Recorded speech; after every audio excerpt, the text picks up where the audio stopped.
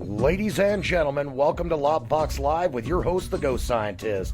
Join in our exciting conversations that are educational, informative, and oftentimes entertaining. So without further ado, this is LOPvox Live. Ladies and gentlemen, welcome to LOPvox Live. This is your host, The Ghost Scientist. And today's program, we are going to be covering the JFK assassination and the plot to kill Kennedy.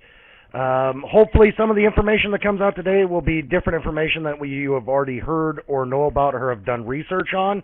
If not, we feel that here at LOPvox, of course, this is about a conspiracy theory site, or it is a conspiracy theory site, and we like covering conspiracies classic and new. This, of course, the John F. Kennedy assassination is probably the biggest, if not the most well-known conspiracy worldwide, not only here in the United States, but across the globe. So I'd like to start out this presentation today about the John F. Kennedy assassination, starting out with Lib. My panel of guests today, by the way, is going to be Tiny, Scarlette, Liberty, and myself, and we'll be covering a whole bunch of information, and hopefully at the end of the program, we'll be taking questions, doing a Q&A to the panel directly from the chat center here at LOPvox Live and at LOP Radio. And if you have questions that you'd like to have answered or things that you'd like to make comments about, I'd be happy to read them on the program. And please write them on the forum site where Nolo has graciously put up our advertisement that's pinned to the front page of lunaticoutpost.com. So to begin with, Lib, go ahead and first off, I guess, give us your take on the John F. Kennedy assassination, and then go through the details that you'd like to cover, or the information that you feel that people should be aware of, or the things that you have interest in or curiosities in as far as the actual incident is concerned. Absolutely. This is Liberty. I think this is probably one of the most widely circulated conspiracy theories that's ever been. This is next to 9/11, of course, but this is something that's been in the annals of time for 50 years, and I think most people that are, at least in America, probably the world over, are well aware of the fact that there are some questions surrounding the assassination that haven't necessarily been answered to the fullest extent that they could be, and that people are still digging into this. My personal take on it, I think that this particular conspiracy theory has CIA written all over it. One of the things that Kennedy was quoted as saying is that he wanted to splinter the CIA into 1,000 pieces and scatter them to the wind. Now, that directly called out the CIA, who was heavily involved with different forms of nation building. They were involved in Cuba. They were involved in assassinations in Vietnam. This basically looks to me like one of their operations. The way that they seem to work is they have several different methods. They've got their economic hitmen that they send in, and they try to take over the financial status of a country and get them in debt and get them owing America, and then they can take it over that way. If that fails, then they send in like the thugs and they threaten. If that doesn't work, then they work to assassinate the leaders, which we've seen all over the place. And if that doesn't work, then they go through and they incite some type of revolt, some type of revolution, like, for instance, the type that we saw in 1953 when they ousted what was effectively a democratically elected leader and installed the Shah of Iran. And, they had a couple of decades of really disgusting despotism in that country. I think we owe them an apology from this country. So Kennedy wanted to end the war in Vietnam. He wanted to go back to a gold-backed currency. He had some really, I guess you could call, revolutionary ideas, when in fact these are, some of the basic principles that the country was founded on, and the institutions that have been a plague on our country for better than a century, I'm sure. The banking institutions, the military-industrial complex, which several presidents have warned us about. and the various intelligence agencies using and abusing, in some cases, their power. He might, when he called out the CIA, he might as well have just put a target on his back and ask for the assassination. Not to put that lightly or anything, and that's certainly not what I would have had happen. And I think Kennedy had his own skeletons in the closet. There's all kinds of theories revolved around his personal life, but I think he had the best of intentions as far as getting the country back on its feet. Kind of to walk through what I think happened, considering that LBJ, Texas was his territory. He was financed by a lot of big oil and had a lot of connections throughout the state, and especially in Dallas, he seemed to have a kind of a grip on the police in that area, or was at least well acquainted with them, and he could manipulate facts and kind of control the situation there, which is, I'm sure, why it happened at Daley Plaza. I think what happened was kind of a groupthink overtook the bankers, the military-industrial complex, various oil interests, and government officials, that they just decided that Kennedy had to go, and they used the CIA and their techniques that they had been using in various foreign nations to use it domestically to pull off the assassination. I think it's possible that they, instead of using like insurgents in foreign countries that they would normally enlist, I think they utilized what would effectively be that brand of person here, which was probably mobsters, mafia. I think that the basic plan was to get Kennedy into Daley Plaza, get him away from his security staff, have several shooters located around the plaza, and of course they had Oswald, who would be set up as the fall guy for this. Now, if you look at some of the older footage of Oswald, he states clearly that he's basically the patsy for this, and for him to be just a communism agitator, and of course at that time, with the, around just after the Red Scare, and people were still that's kind of like we're the terrorists that we see today in the war on terror. These were communists back then. So to paint him as a communist sympathizer would certainly, I mean, you might as well call him the Taliban or Al Qaeda or something like that of today's nomenclature. So they had their patsy, they had the hit squad, they had the intelligence agency behind it, and they had the authority figure in the area to massage the facts and control the situation and the media in the specific location. I think they had Oswald in the book depository building. I think they had at least 3 shooters, one in the building next to the book depository, one on the grassy knoll, and one near the overpass near the sewer drainage system. I think what happened was, as he turned the corner going what I guess would be west towards I-35, I think that's when they opened fire. There's seems to be proof of several different shooting angles, and for instance, the limo, it had a bullet hole through the windshield. It had another bullet dent in the trim around the window. Of course, we know about the bullet that went through Kennedy's back and into the other government official in the front seat. And then, of course, there was the kill shot that came in that was so famously outlined in the movie JFK, and that's the back into the left thing, and that would have come from the grassy knoll. And they've got various pictures of different people that were around that time. There's pictures of what we believe to be George Bush Sr. They've got a picture of what appears to be a person in a policeman's outfit just right after the shot was taken, in so much as there's a cloud of smoke billowing out of the gun, and there's another person next to him. I forget what outfit that person was wearing. It was either a construction outfit or a businessman's suit.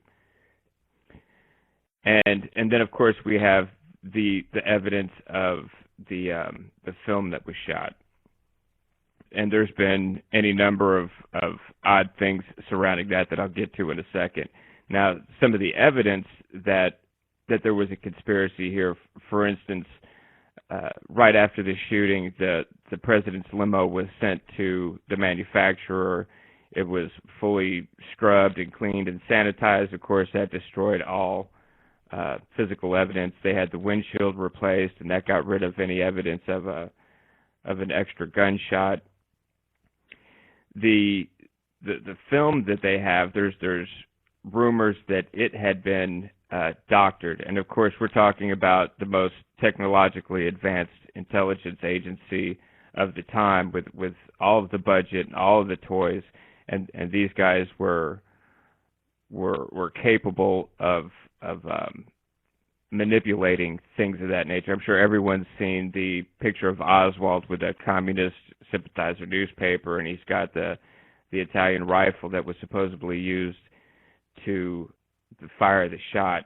The film, there's been some recent documentaries, I wish I had the name of them, that show how it could have been doctored in different ways. There's missing frames, it's been slowed down, it doesn't match up with some of the Secret Service agents with their eyewitness testimony of what happened. It all seems kind of out of step, and it doesn't necessarily jive with the overall story.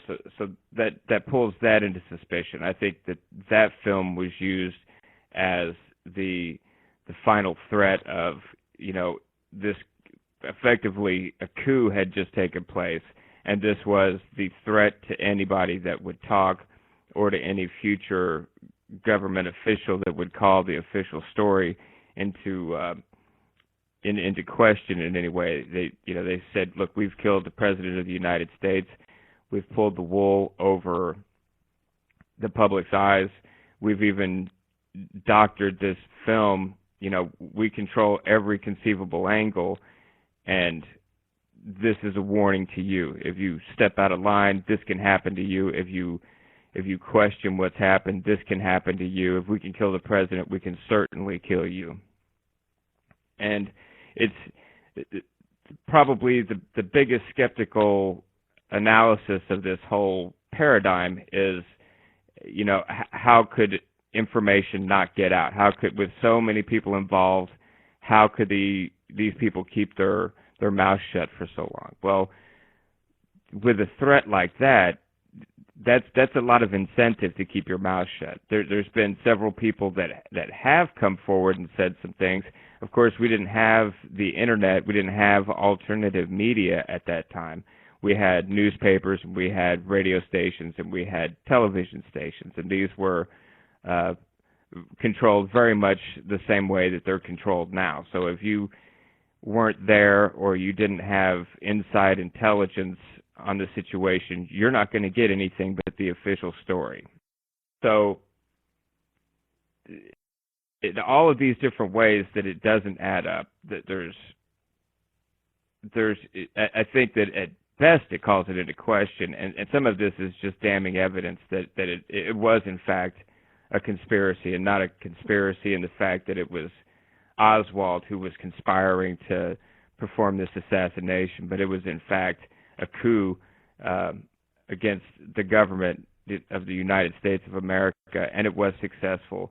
There's stories about LBJ later on in life, as he, right before he died, he fell into a deep depression and wouldn't see people, and he spent a lot of time with a psychotherapist. I think if we could get some of the documentation that the therapist kept, if it's available, if it hasn't been destroyed, if it was even archived in the first place, I think that'd be very telling. I think as we move forward with our video editing techniques, I think it'll be a time in the future where we'll be able to dissect the video of the assassination and be able to see where it's been doctored, and just like when we look back at old UFO photos and stuff, you could tell it's a hubcap on a fishing line or something like that, and it's just ridiculous to look at. Sometime in the future, if it isn't already to some people, it'll be ridiculous to think that they have gotten away with it. So it's got all the different makings of the perfect conspiracy here, and I think that there's enough evidence that the truth will eventually come out. Now they've sealed the records from this for 50 years, I think it was, and that right there is causes enough of a question. Why would they have to wait until everyone involved in the situation was dead before they released, the various information about what surrounded this thing? So I think that it was a CIA job. I think they enlisted the help of the mob. I think that there's ties to big oil and the connections that LBJ had with them, and the connections that LBJ had to the police department in controlling the scene. And there's a lot more evidence in this. I could probably go on for 2 or 3 hours just pointing out small details about this. But that's my take on it, Ghost. That's what I think happened to JFK. So, in your opinion, Liberty, in your opinion, what would be the reason, the direct reason, in your opinion, that would have been used for the justification from the government side to commit this treasonous act against the country? I think there's several reasons. I think first and foremost, him saying that the CIA, he was going to splinter them into 1,000 pieces, that was a big threat on the direction that America was going and has gone since that time, which was, basically building this global empire, but doing it under the radar, under the guise of spreading democracy and nation building and things like that. So I think that was the death knell right there. That's what got him killed. I think that there was a groupthink established when he said he wanted to go back to the gold standard. That would have threatened the bankers, and there's so much influence on American politics by the bankers that by itself probably could have got him assassinated. He wanted to pull out of Vietnam. Now that threatens the military-industrial complex, and the bucket loads of money that they were making hand over fist, and it would set a scary precedence for them. If they've got someone that can pull them out of a military campaign like that, who's to say that it can't happen in the future, or even prevent their various nefarious details that they've got involved in the military. This is how they make their bread and butter, and that's one of the biggest industries in America, and still is to this day. And I think that he was taking American politics in a direction that was not going to benefit selfish politicians in the future, that he was basically correcting what they had worked towards for decades at that point, towards the encroaching centralization of the government. So I think the thing that got him killed was the CIA. I think the bankers were ready to do it. I think the military-industrial complex was ready to do it. And above all of that were the politicians who were worried that he was going to threaten their control over centralization of the government. Well, before we continue on with our today's program, thank you for joining us here at LOPvox Live with your host, the Ghost Scientist. Today's program is about the John F. Kennedy assassination and the plot to kill Kennedy. Before going forward, I'd like to ask the rest of the panel, do you have any questions for Liberty pertaining to the information that he put out?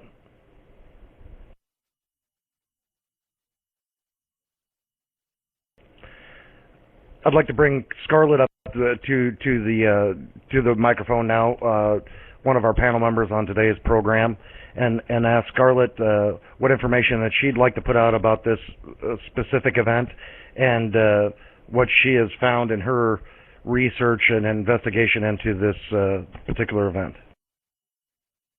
Thank you, Ghost. The first thing I want to mention is I pretty much agree with what Lib said, but I think what we had were a number of organizations that wanted Kennedy dead.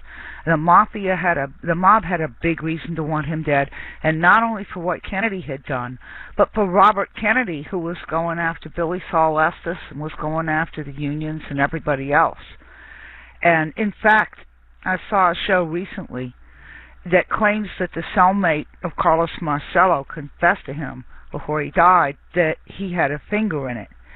And you also have to consider the fact that Marilyn Monroe was sleeping with Kennedy, and she was also sleeping with Sam Giancana, who was head of one of the groups. The CIA, he said he was going to disband them. They were pretty bitter over the Bay of Pigs, where Kennedy didn't back them up. There was so many, and I can perfectly well believe the oil interests. There were a lot of rumors right at the time that LBJ had a hand in it, but he was president and nobody was going to say so. And then when Jim Garrison pursued his investigation of Clay Shaw, there was a lot of odd stuff that came out then. And one of the things looking into this that I didn't know was at the same time, I had forgotten, at the same time he was going after Clay Shaw, he was trying to get Carlos Marcello deported. He had him in court in New Orleans when all that was going down. I think Garrison did find out something, but I think they discredited him really, really quickly. But what he did was point out that not only was the President Kennedy's assassination a conspiracy, but there was a second conspiracy to keep the facts away from the American public.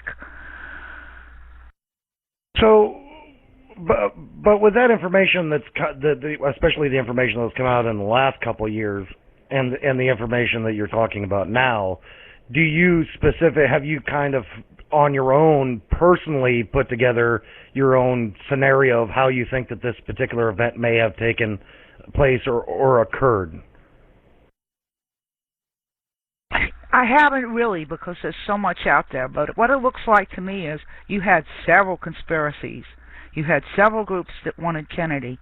I think that definitely Oswald was the CIA's patsy.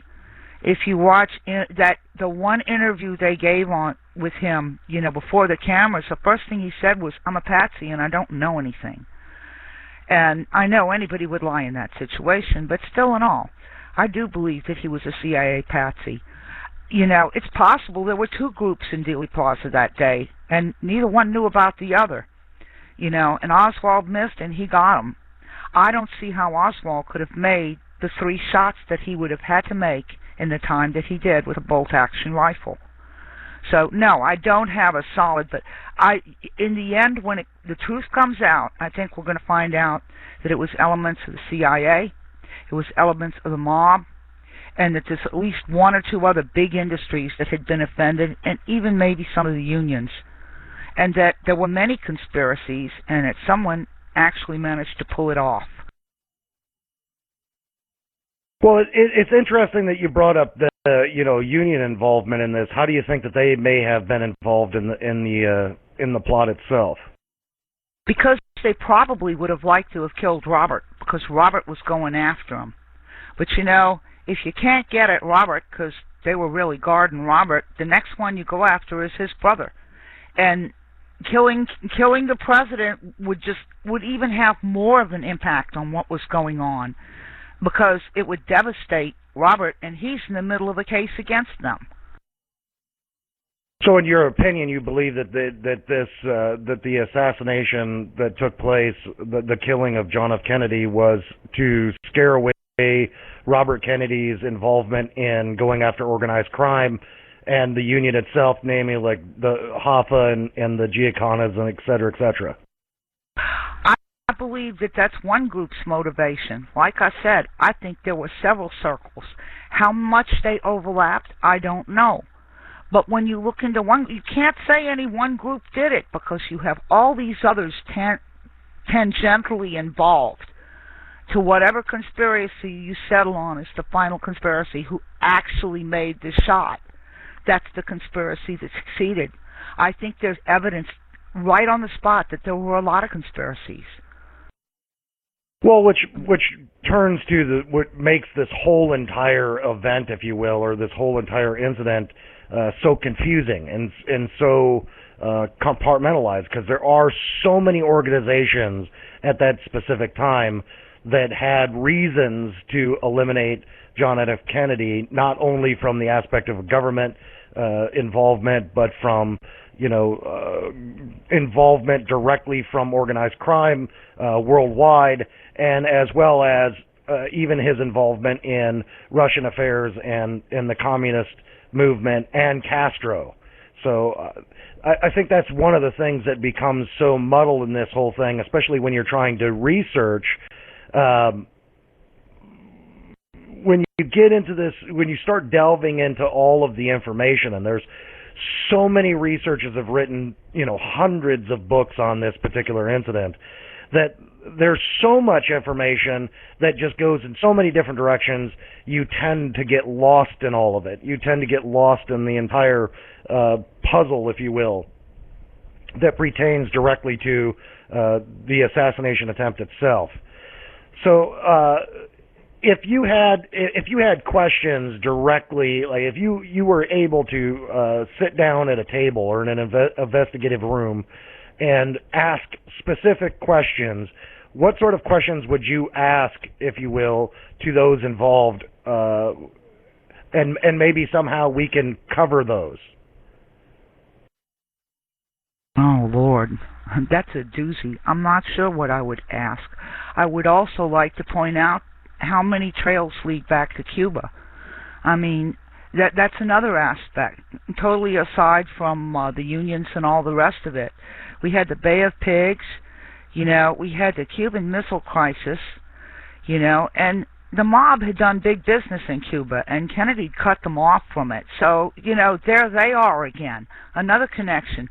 Oswald was on the streets of New Orleans in the late 50s handing out pamphlets on free play for Cuba. I would have known about this if it had never come out, because my dad worked in the building that he was in front of, and he gave my dad one of the pamphlets. I wish I had it. I don't. But Cuba's another thing that keeps I'm looking at the similarities. I'm looking at the things that echo through all these different conspiracy theories, because I think if you follow that, you're going to come to the truth. But how it ties in, I really don't know. So your family was in this area at this time period?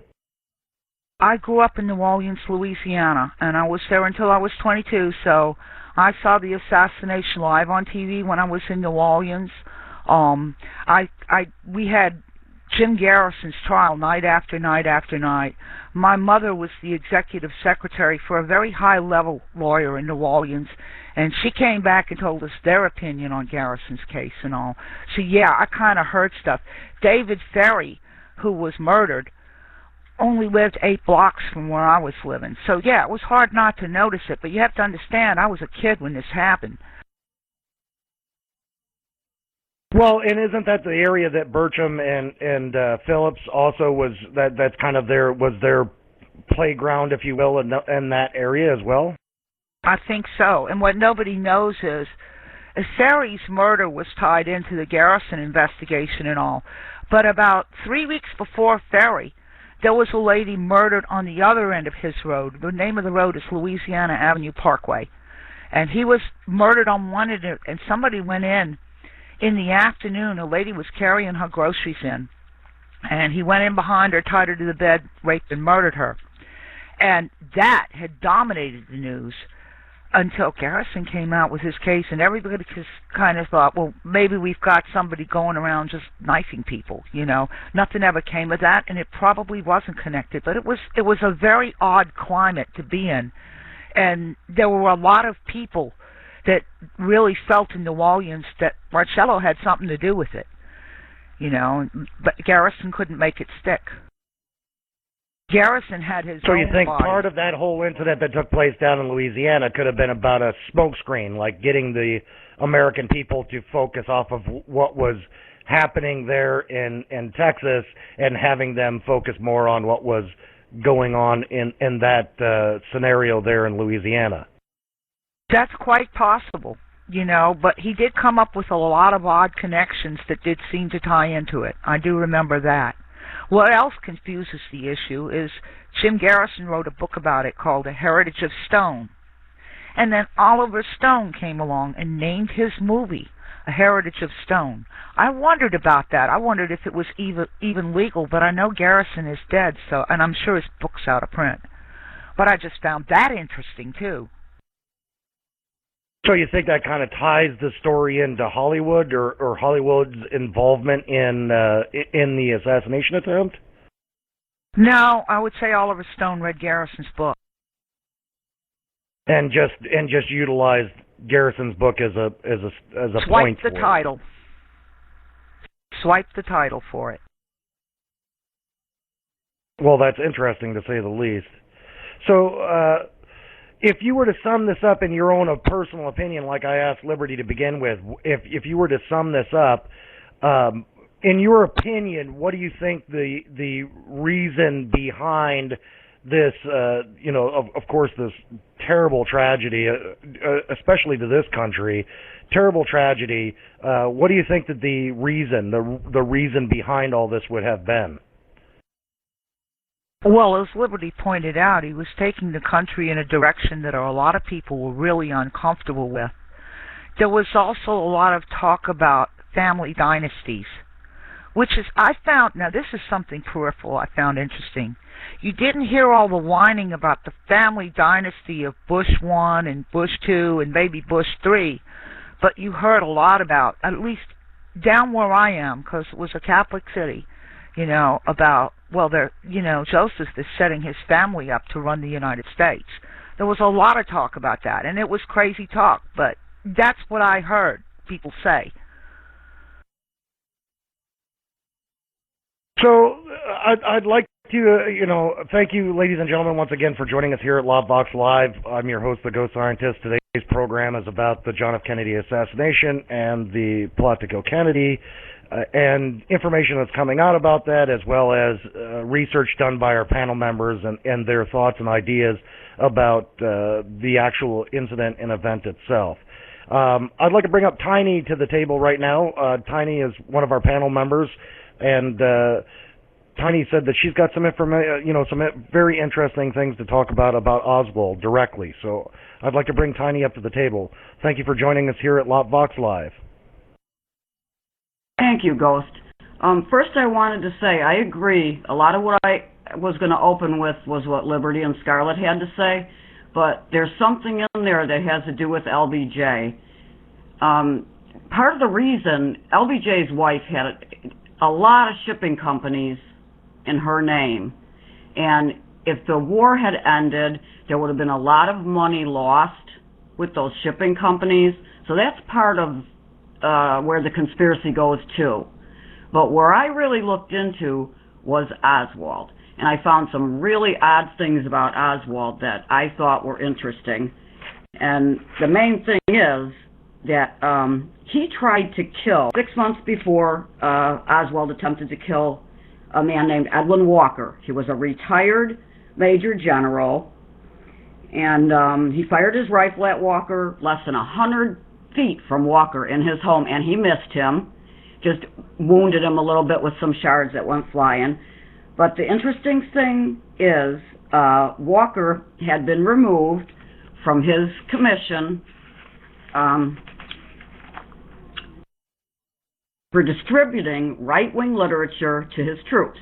Okay, he was a segregationist, and he opposed all the racial, interracial stuff. He was part of the Birch Society, and he actually was held in a mental institution by Robert Kennedy, arrested for and incarcerated for insurrection, seditious conspiracy, a bunch of other charges, and this was in '61, which leads me to believe that this conspiracy started well before I even thought it did, and that Oswald was a patsy, and he was set up way before a long time before the assassination. This was planned. CIA, LBJ, the mob, they were all in it together, and this was planned well ahead of what we know.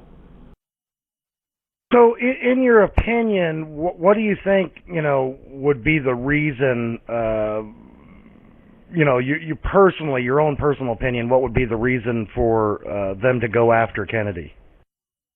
They wanted him out. He was going to try to end the war. Second, he was going after the mob, which actually helped him get into power.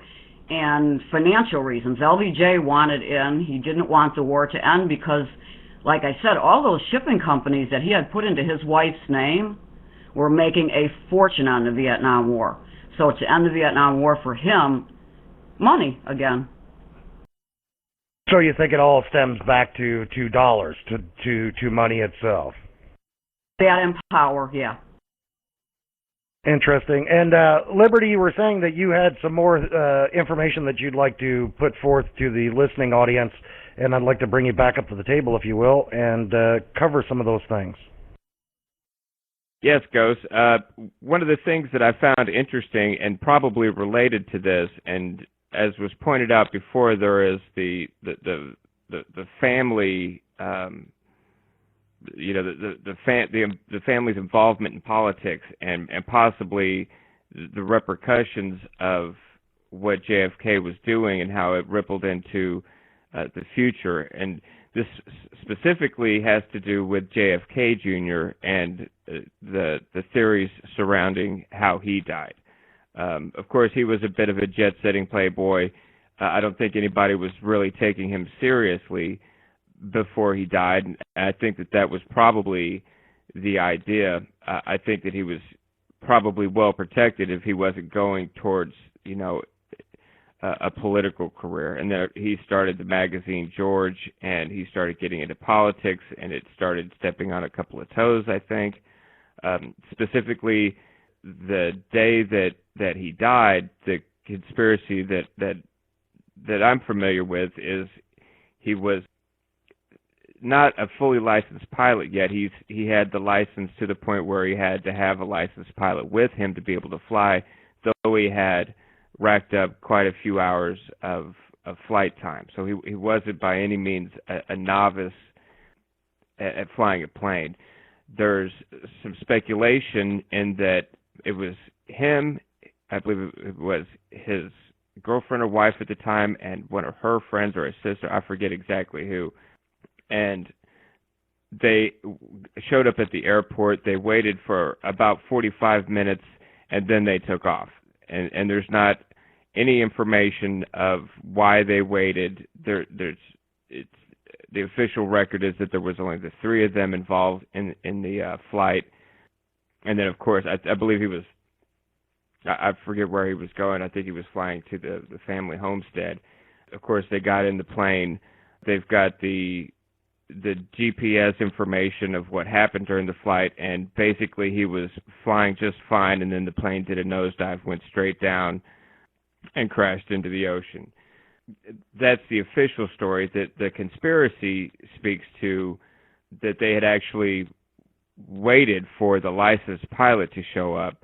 I think that this licensed pilot was probably either an intelligence agent or it was possibly, this is kind of out in Wu land a little bit depending on where you're at in the research, but there's this Manchurian candidate type of thing that stems from the MK Ultra research that was done, various forms of mind control, and I think what happened was he waited for the pilot to show up while they were in air, while they were in transit. One of the key pieces of evidence that this didn't go down like the official story says is that the fuel, the fuel switch to turn the fuel on and off was turned off, and it was locked off. Now, that's peculiar because it takes like an extra motion to get it there and get it locked. That is not something that's going to accidentally happen fumbling around the actually I think it's locked on. So it's not like they're accidentally going to bump into this switch and turn it off and then not be able to turn it back on. It's something that had to, like, actually somebody had to unlock the switch, turn it off, and then possibly push the controls forward so it would pitch down and nosedive. another strange thing is that when the plane went down, how do you think? Not to interrupt you, but how do you think that this ties into the Kennedy assassination itself? I think that JFK Jr. was probably headed in the same direction as his father. I think that there was a strong possibility through name recognition, through the family's position in politics, that, and his initial journeyings into the media with the magazine George, which was kind of conspiratorial in nature.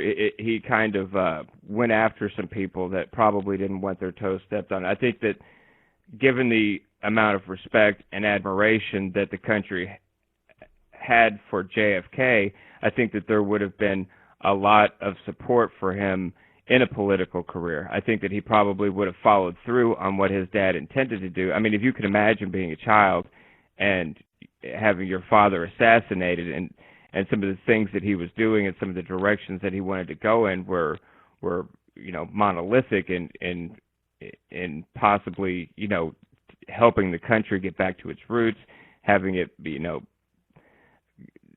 destroy some of the disease that had infested it with the various corporations and the banks and the illness of the politicians that were working to centralize and had influence from foreign nations and things like that. I think that there's a strong possibility that JFK Jr.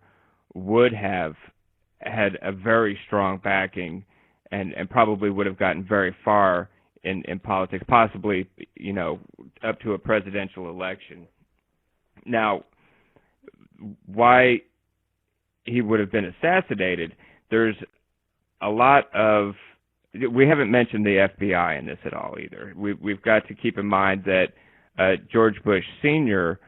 was head of the FBI following years after the assassination, but there are theories that he was actually an FBI agent before that, and probably a very influential one. And again, there are pictures that are circulating right now that appear to be him on the ground at Dealey Plaza, day of the assassination.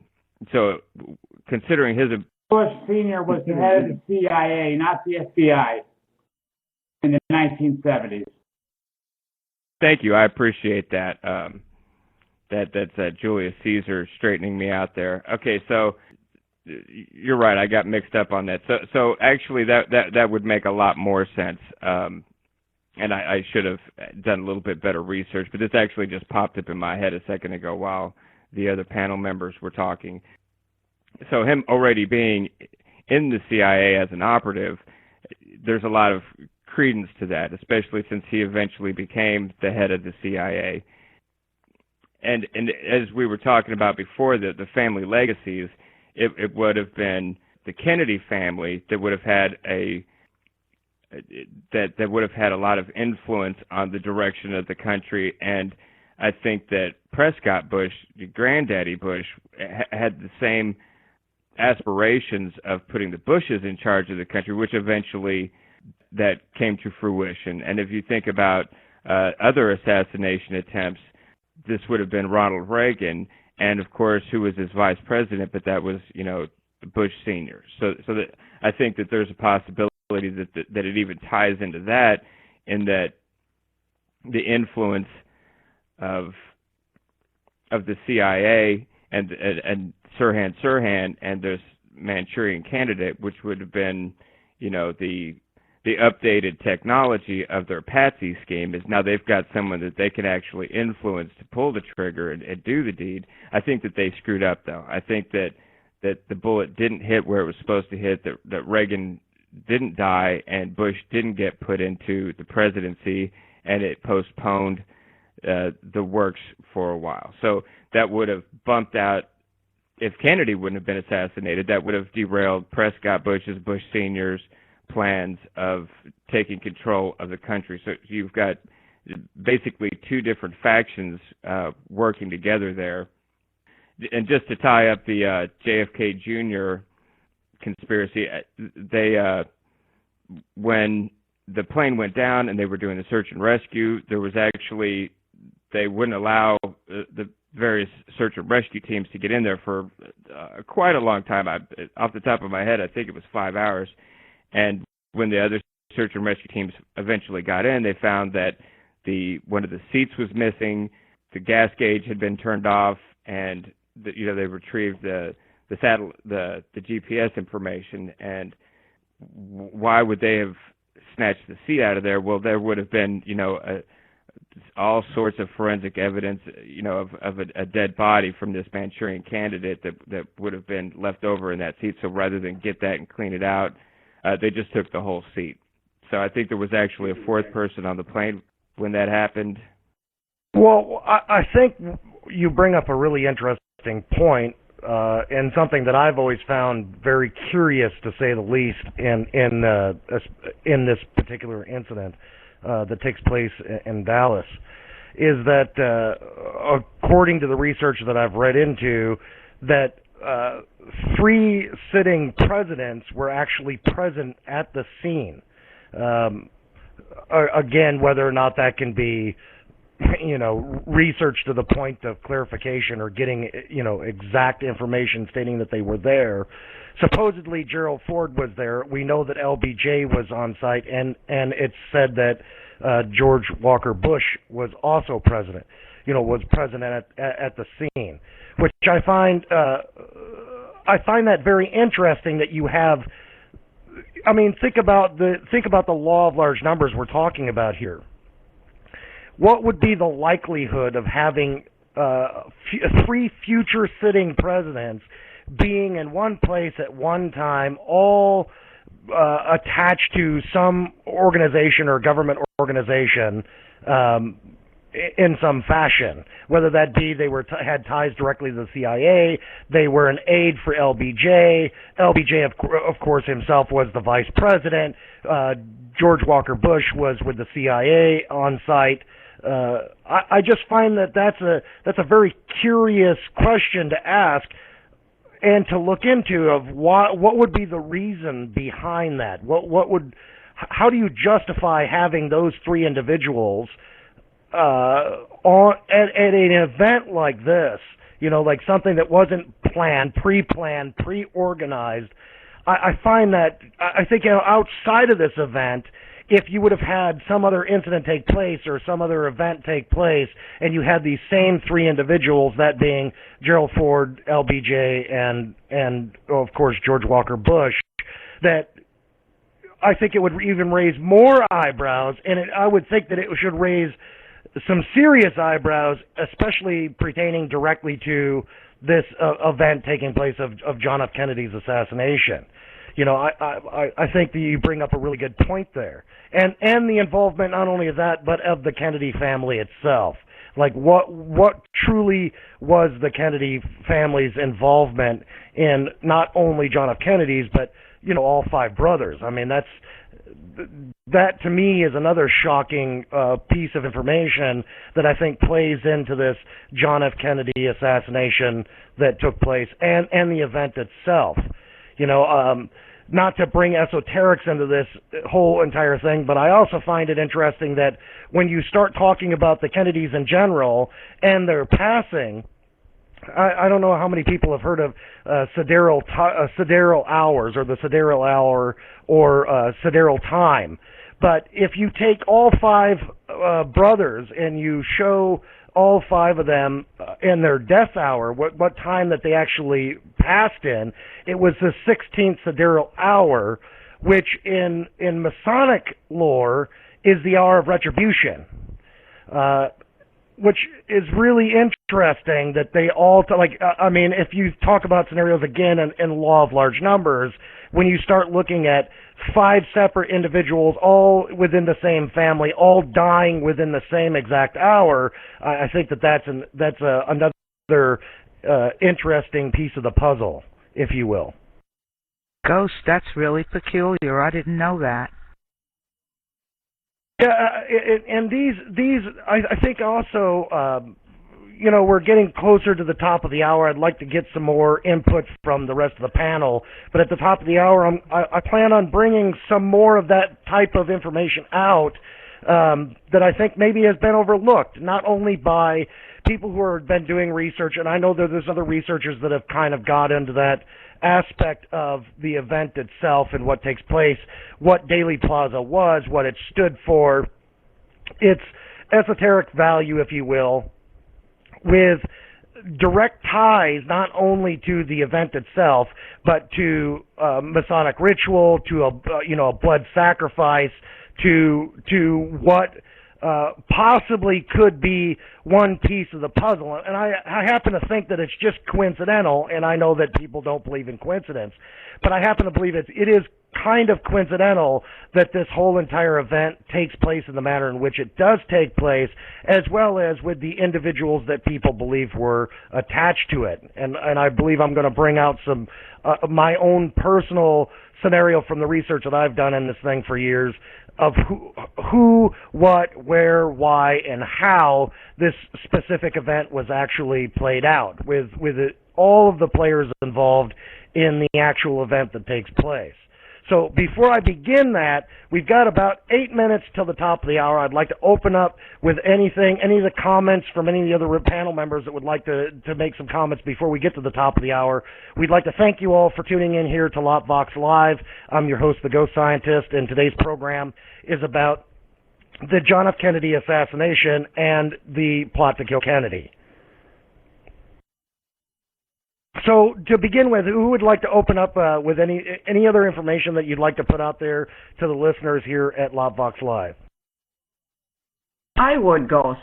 There's a lot more stuff about Oswald and the things he was doing that have to do with Cuba. If you want to talk about that later, I'll hold off. But there's a lot of stuff that connects him down in New Orleans with anti-Cuban groups and stuff, and just a lot of weird things that he was doing before the assassination. Well, and a lot of the information that I plan on focusing on is going to be specifically about Oswald's involvement in this whole entire scenario, as well as something that I believe that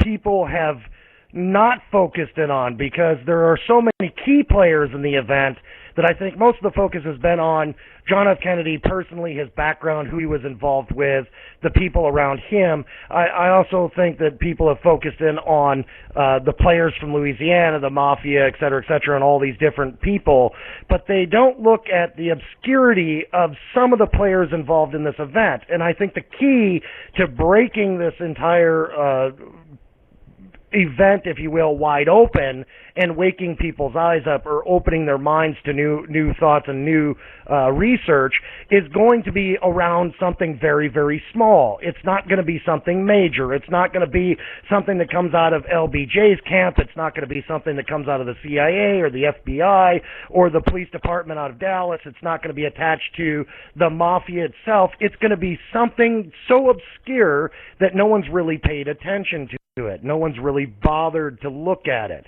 And I think I'm hoping, if you will, I'm hoping that I'm going to bring some of that out. This is Nolo. Just as a point of interest, just where the rubber meets the road, or so to speak, where the bullet hits the target, just the absurdity of Oswald taking 3 shots with a bolt-action rifle. I know several have tried to duplicate that, and even with expert marksmen, I mean, I don't think he was, but just with the best that we got, to try and duplicate that, and with all ideal conditions, no windage variable, no glitches in the gun brand new, no faulty ammunition, all of that, it still could not be duplicated.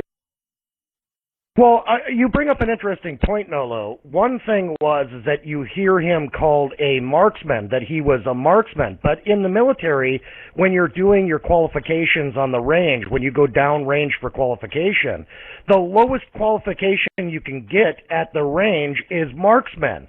But when they put it in the paper is that he's a marksman, they made it they made the public believe that this marksman is like, oh, this guy's an excellent shot, or he's an exact shot. It's actually the lowest rating that you can get, because of course it goes marksman, sharpshooter, and expert.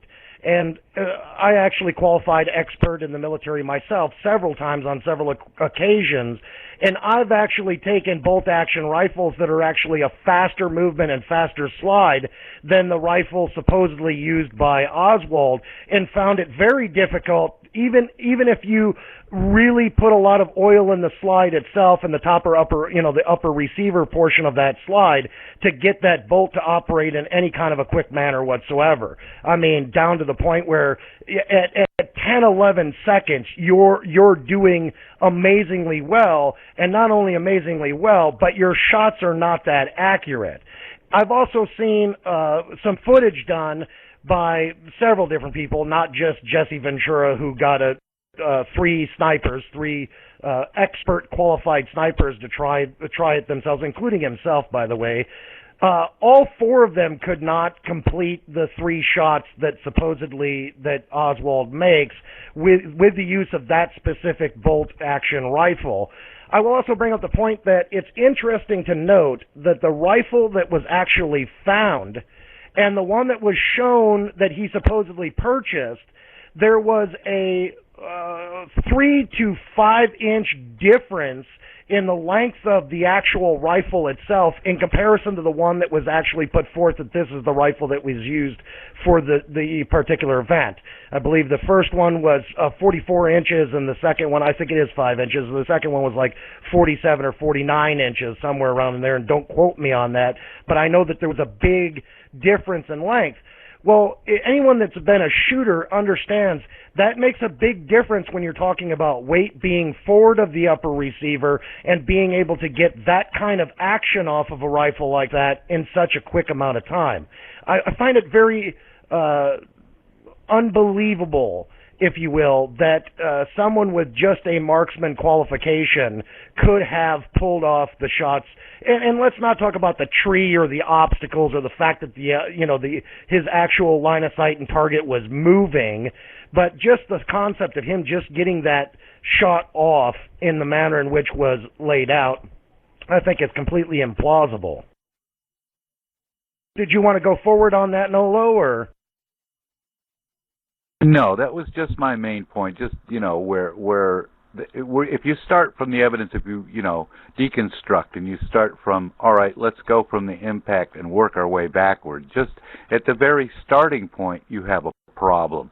Let alone working your way back from that to any sort of conspiracies. It's just the actual bare bones description of the assassination does not make sense. I mean, also the bullet's trajectory of how it hit Connolly, all the rest of the factors involved don't make sense. But just the very beginning, a shot fired, just does not add up.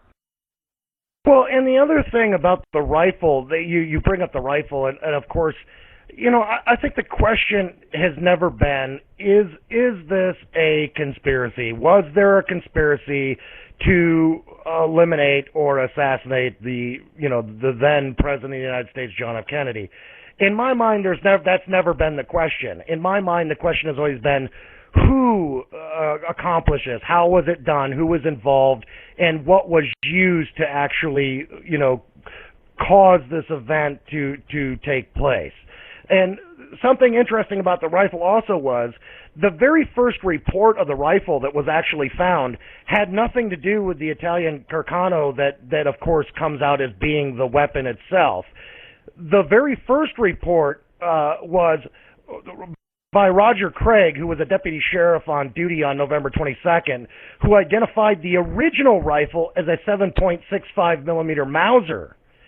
And I think anyone that understands weaponry, who has been around weaponry, and the fact that Roger Craig was a law enforcement officer who had a lot of experience, not only military experience, but also from law enforcement being around weaponry, that he would identify a weapon like the 7.65 millimeter Mauser to a Italian-made Carcano, which is not even in the same ballpark. It doesn't even represent what that rifle looks like. Also, it's if you have never really paid attention to the rifle that they showed, interestingly enough, the scope, the scope that's mounted on that Italian Carcano that they found, and I'm going to get into that. By the way, the reason why I'm pausing right now, so you LOPvox Live listeners understand, I'm also reading what's being written in chat, and Red brings up a really good point. And I'll actually follow that, by the way, Red. I will cover some of that. Some of the interesting part, but to get back to this scope idea, I find it interesting that Oswald could somehow find the money to buy a scope, which mind you, cost about 4 to 5 times what that Italian Carcano would have cost at that time period.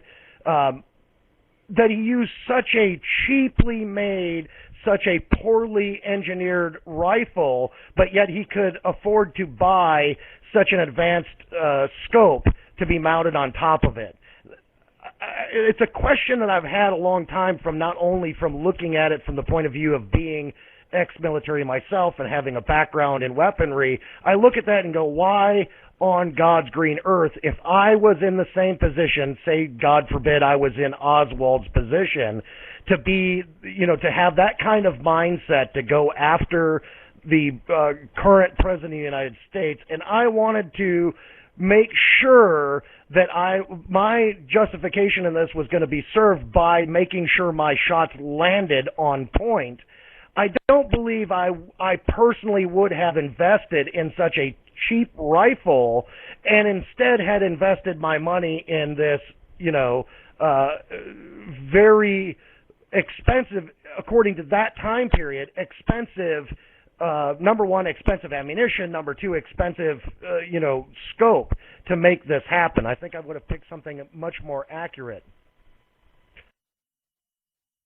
Also, this is Nolo again, to put into perspective on perhaps the weaponry being switched, is the fact that on the stretcher, when they hauled JFK into the hospital, there was an unfired bullet laying in the stretcher that, of course, matched the so-called rifle that was found.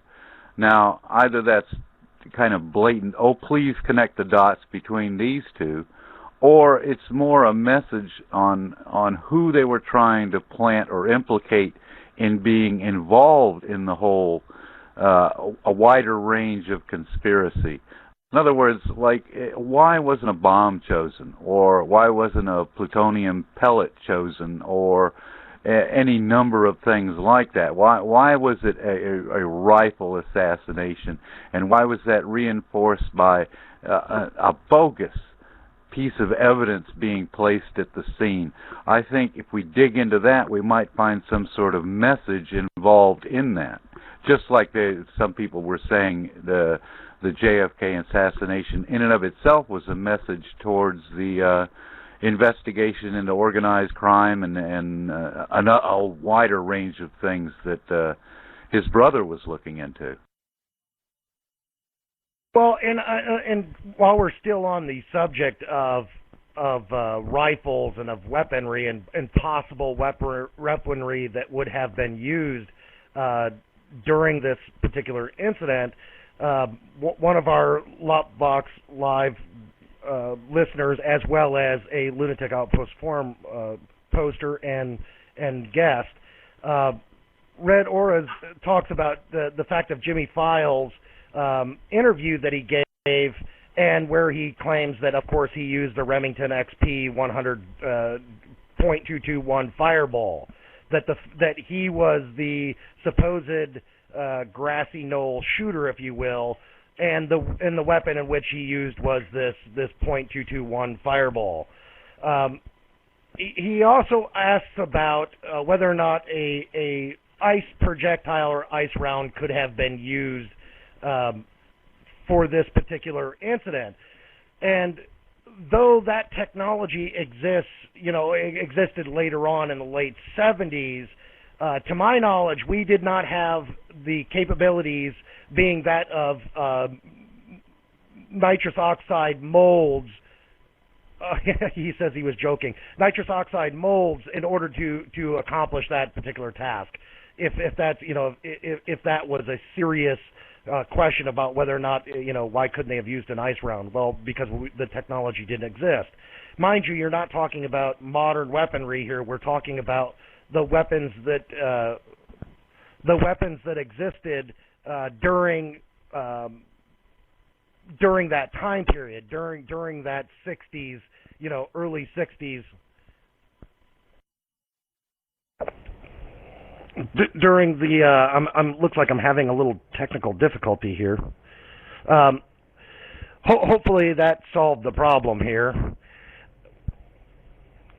Okay, so anyways, hopefully you all can hear me better, and I think there was some problem with my sound there, so I apologize, folks.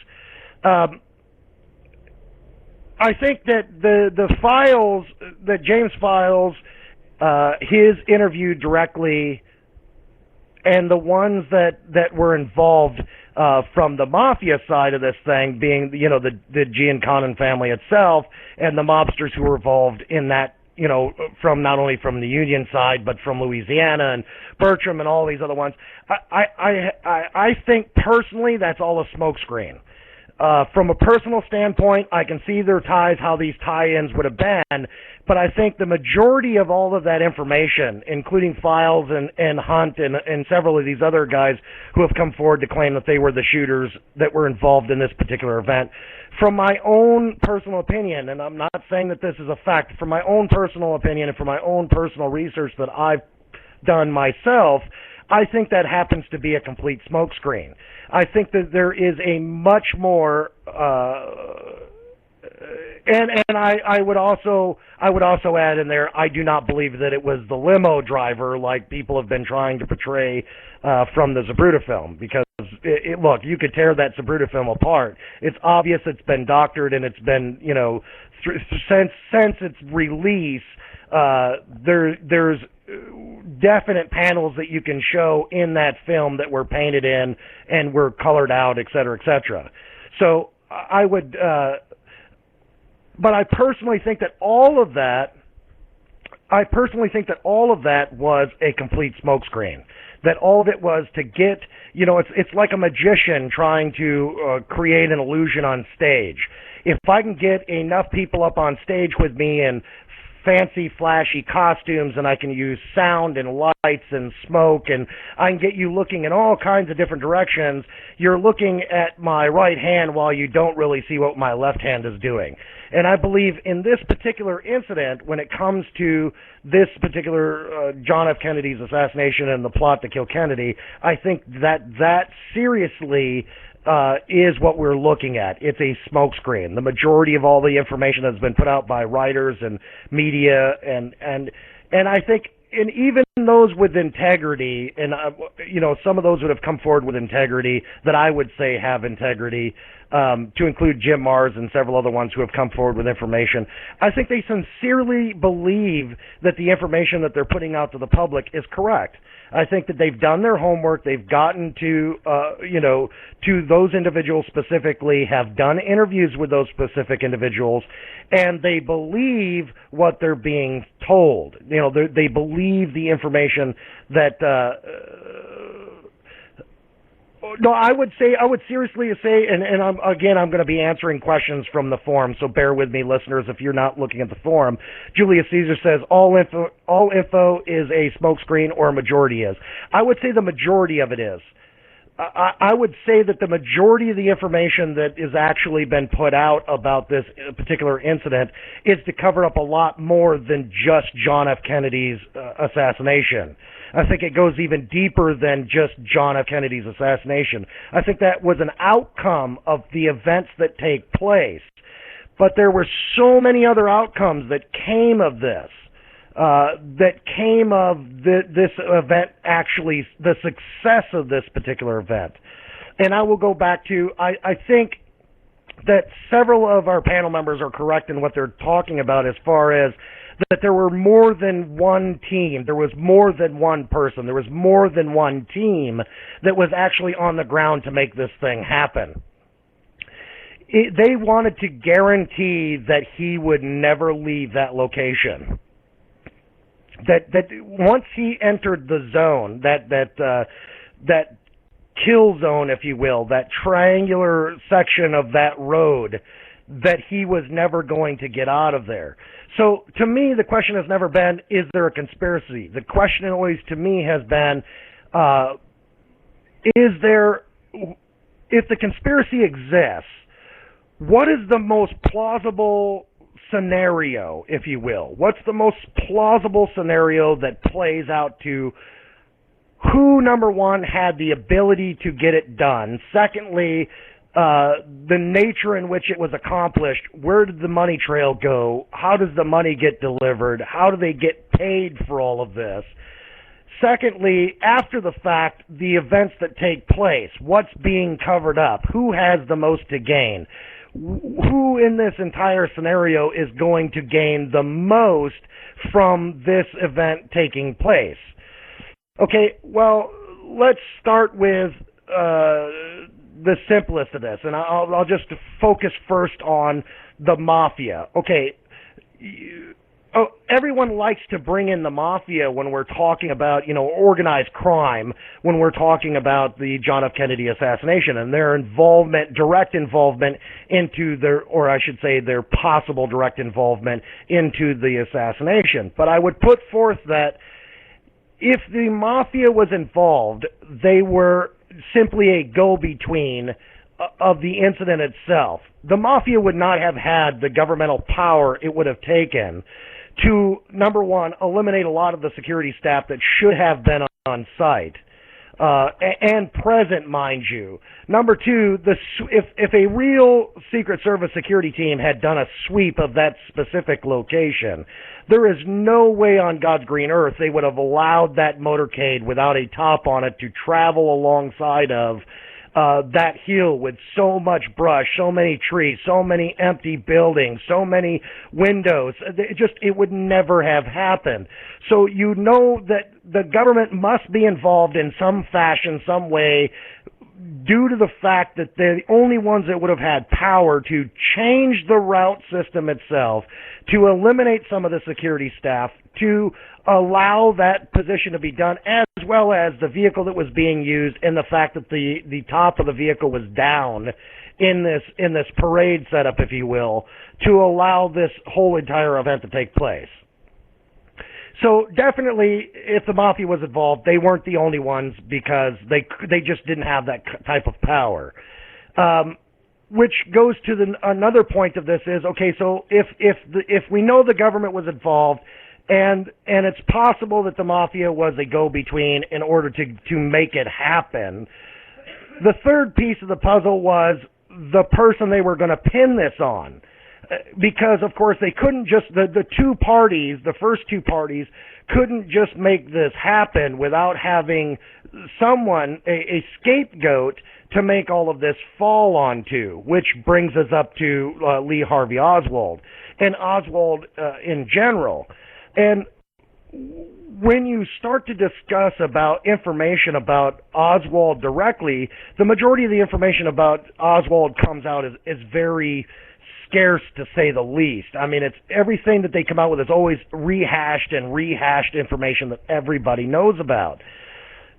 But there are some peculiar people, if you will, that are around Oswald that very few people really take a deeper look into. Why? Because they seem so obscure. It's like, what would be the point of focusing on these particular individuals who may have been involved with Oswald or around Oswald at the time?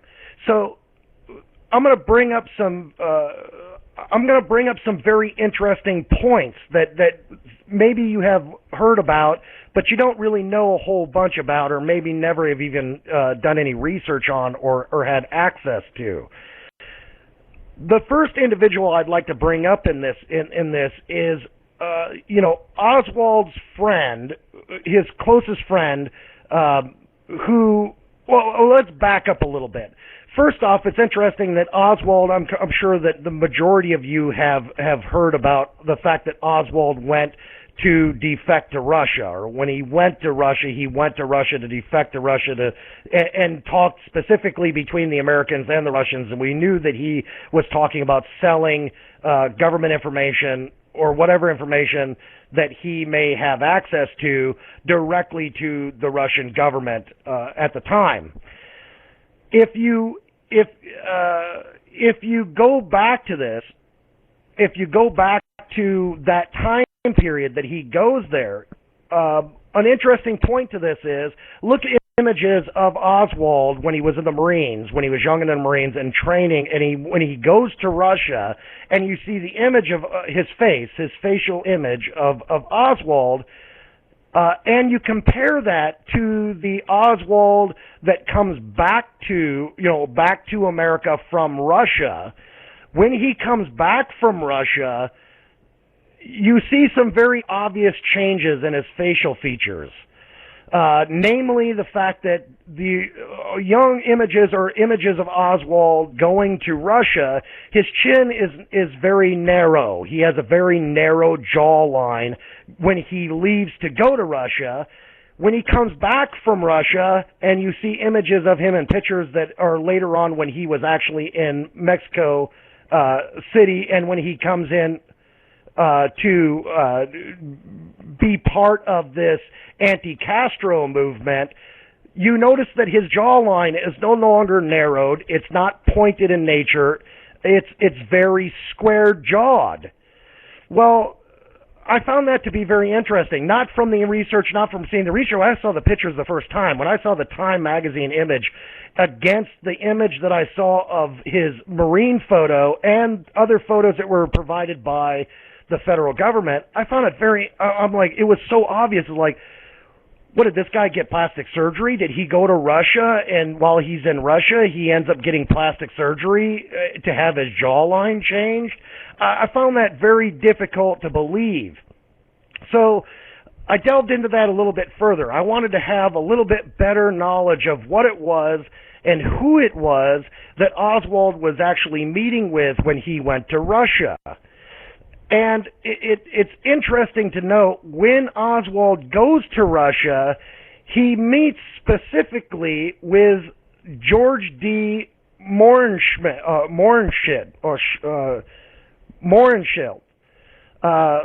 Very difficult name, and I know I'm pronouncing it incorrectly, but it's George D. Mohrenschildt. George D. Mohrenschildt. Okay, so he is a Russian nobleman, and as a Russian nobleman, it's interesting that this particular gentleman that he comes into contact with and befriends is also friends directly with Jackie Kennedy and Jackie Kennedy's family. And you say, well, what is the importance there? Well, here's the importance. The location in which he was staying at, and his friend while he was actually working as part of the anti-Castro movement, was this George D. Mohrenschildt.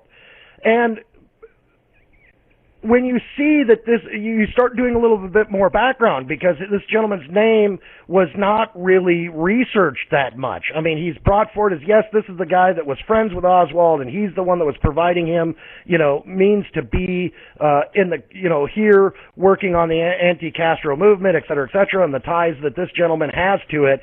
And then you start doing some more research on this gentleman, and you start to realize this guy has really deep ties to not only the Russian mafia, but he also has deep ties to the KGB.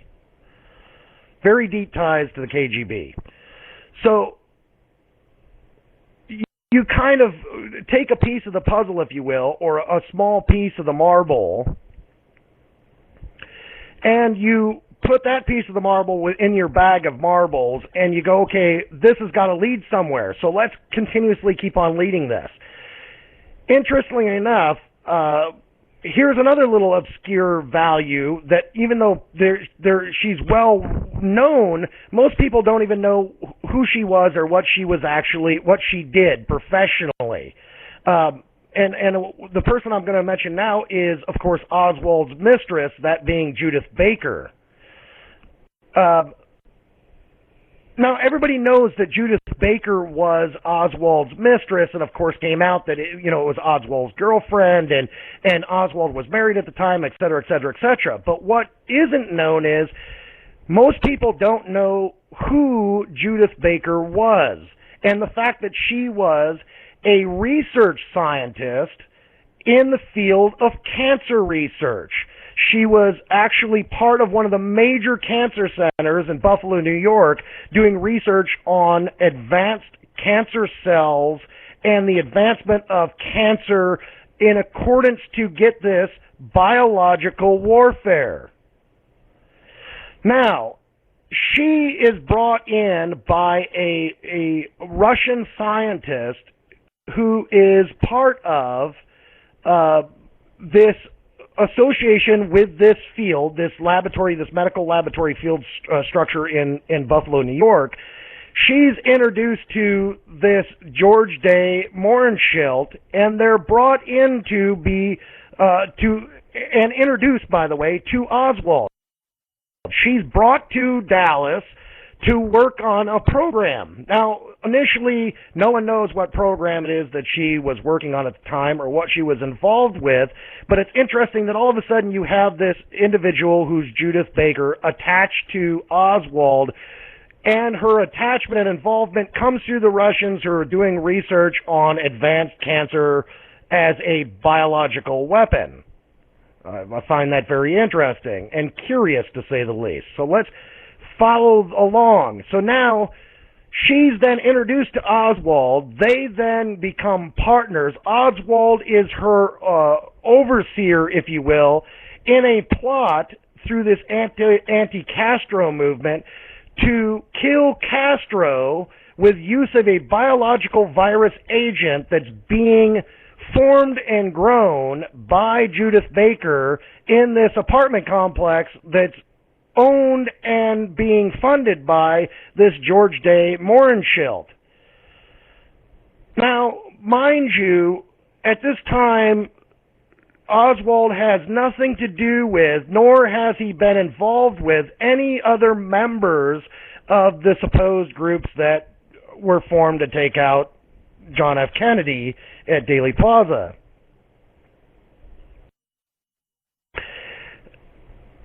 If you keep going on this aspect of, like, all the people who were attached to them and where this was going, mind you that we're talking about an anti-Castro movement that he was definitely a member of. We know this for a fact. He was putting out pamphlets of the subject itself.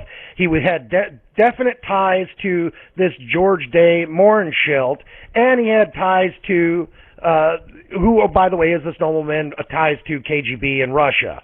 And the fact that his face changed. So then the question becomes, well, who is this individual? Is this really Oswald?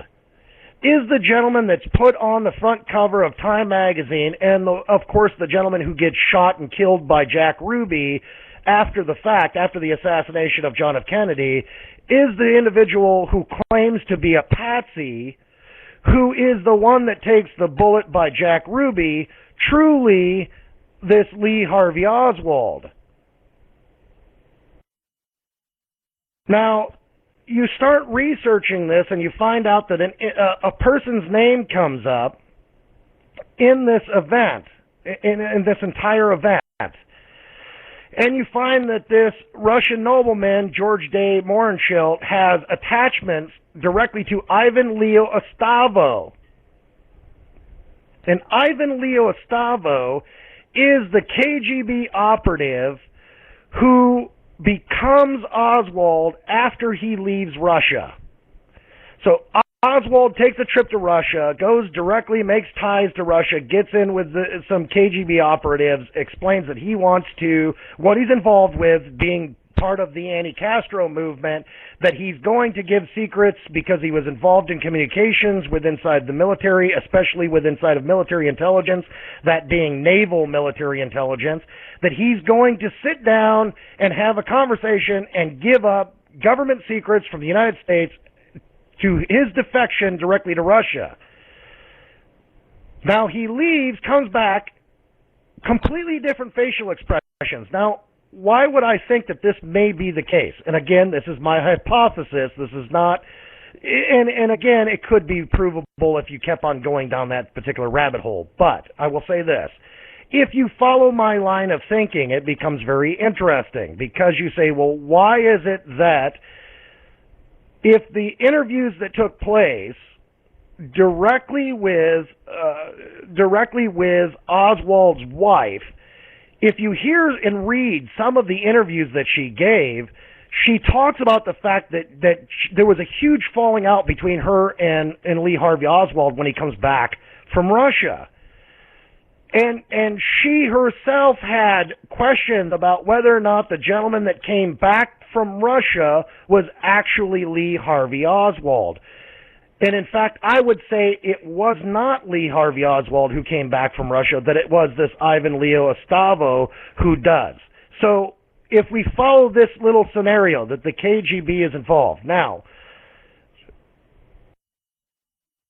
we're almost at the bottom of the hour, and I'm going to do a station identification. Thank you, ladies and gentlemen, for joining us here at LOPvox Live Radio, LOP Radio. This is your host, the Ghost Scientist. Our program today is about the John F. Kennedy assassination and the plot to kill Kennedy. And I'm going to continue on with going along the hypothesis or scenario of something that maybe most people who have followed this particular trail, or the breadcrumbs, if you will, in this conspiracy to kill John F. Kennedy, whether or not that they have actually looked into some of this. So let's go along the scenario that the KGB was involved in the plot to kill Kennedy, and their direct involvement had something to do with an operative that came from this Ivan Leo Estavo, and the fact of the ties that they were developing a biological weapon, an advanced strain of cancer to use in the plot to kill Castro in Cuba. Well, let's continue on. Interestingly enough, there's another gentleman that comes out in this thing, and I'm going through, excuse me if you will, folks, I'm going to pull up some notes here. There's a gentleman by the name of Frank Sturgis, okay? And if you've never heard of this gentleman before, you need to look this guy up. Sturgis, interestingly enough, comes out later on in this scenario as someone with information that comes out about the KGB's involvement directly with the plot to kill John F. Kennedy. Frank Sturgis says that the KGB killed him, but look at this guy's connections.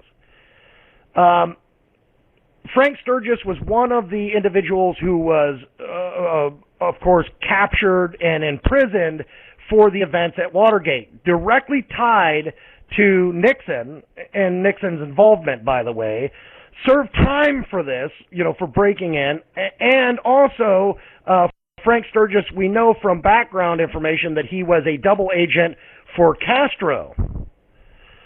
Now, he comes forward and he starts making all kinds of wild claims, but some of the wild claims he makes lead you to some very interesting information.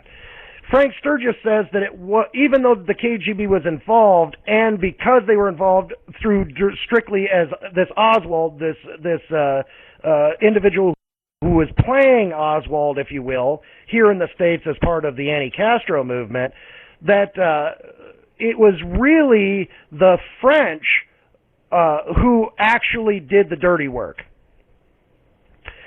Now, when I got to this little scenario, I was like, okay, wait a second. I've heard that the American Mafia was involved. I've heard that the federal government was involved, CIA was involved, FBI was involved, Dallas Police Department was involved. All these people were involved. But I'd never heard anything about this, the French involvement in the assassination to kill Kennedy. I'd never heard anything about that. So I started digging a little bit deeper into this, and it's very, very interesting. There's a gentleman by the name of Christian Levay, okay? Christian Levay. Christian Levay was part of the French Connection. And if you guys don't know what the French Connection is, I could spend an hour getting into what the French Connection actually existed of. But to make the long story short about what the French Connection was, the French Connection was a series of high-profile, I should say secret but high-profile drug runners from France who had direct ties to the CIA. The CIA in its operations of transporting illicit drugs around the world had direct ties to this French organization. Okay, and there's a gentleman by the name of Lucien Sadi Satie. Lucien Sadi Satie. Of course, I don't speak French, and that might not be the exact pronunciation of the gentleman's name, but you'll get the gist as we go along. This Christian Levy, who is a contractor, an agent that's directly tied to the CIA and the French connection, who has ties to this Sturgis guy who came forward with information saying that there was a French connection, you start getting down the rabbit hole here, and you find out that according to him, and it is, in my opinion, the most plausible scenario that takes place of how this specific incident occurs in Dealey Plaza. Why? Because I think if there was involvement by American organized crime in the involvement in the plot to kill Kennedy, it couldn't be directly. I'm sorry, it just couldn't be. I find that very illogical. Why would an organization who has ties globally to assassins out of, Thailand, the Philippines, Greece, Italy, France, South America, why would you use your own people that are working here in this country, especially being as close to those individuals that you would have had to be close to? I think that the trail would have been too close to them, and I don't think that Sam Giancana or any of the other families who were involved would have been involved in this particular incident.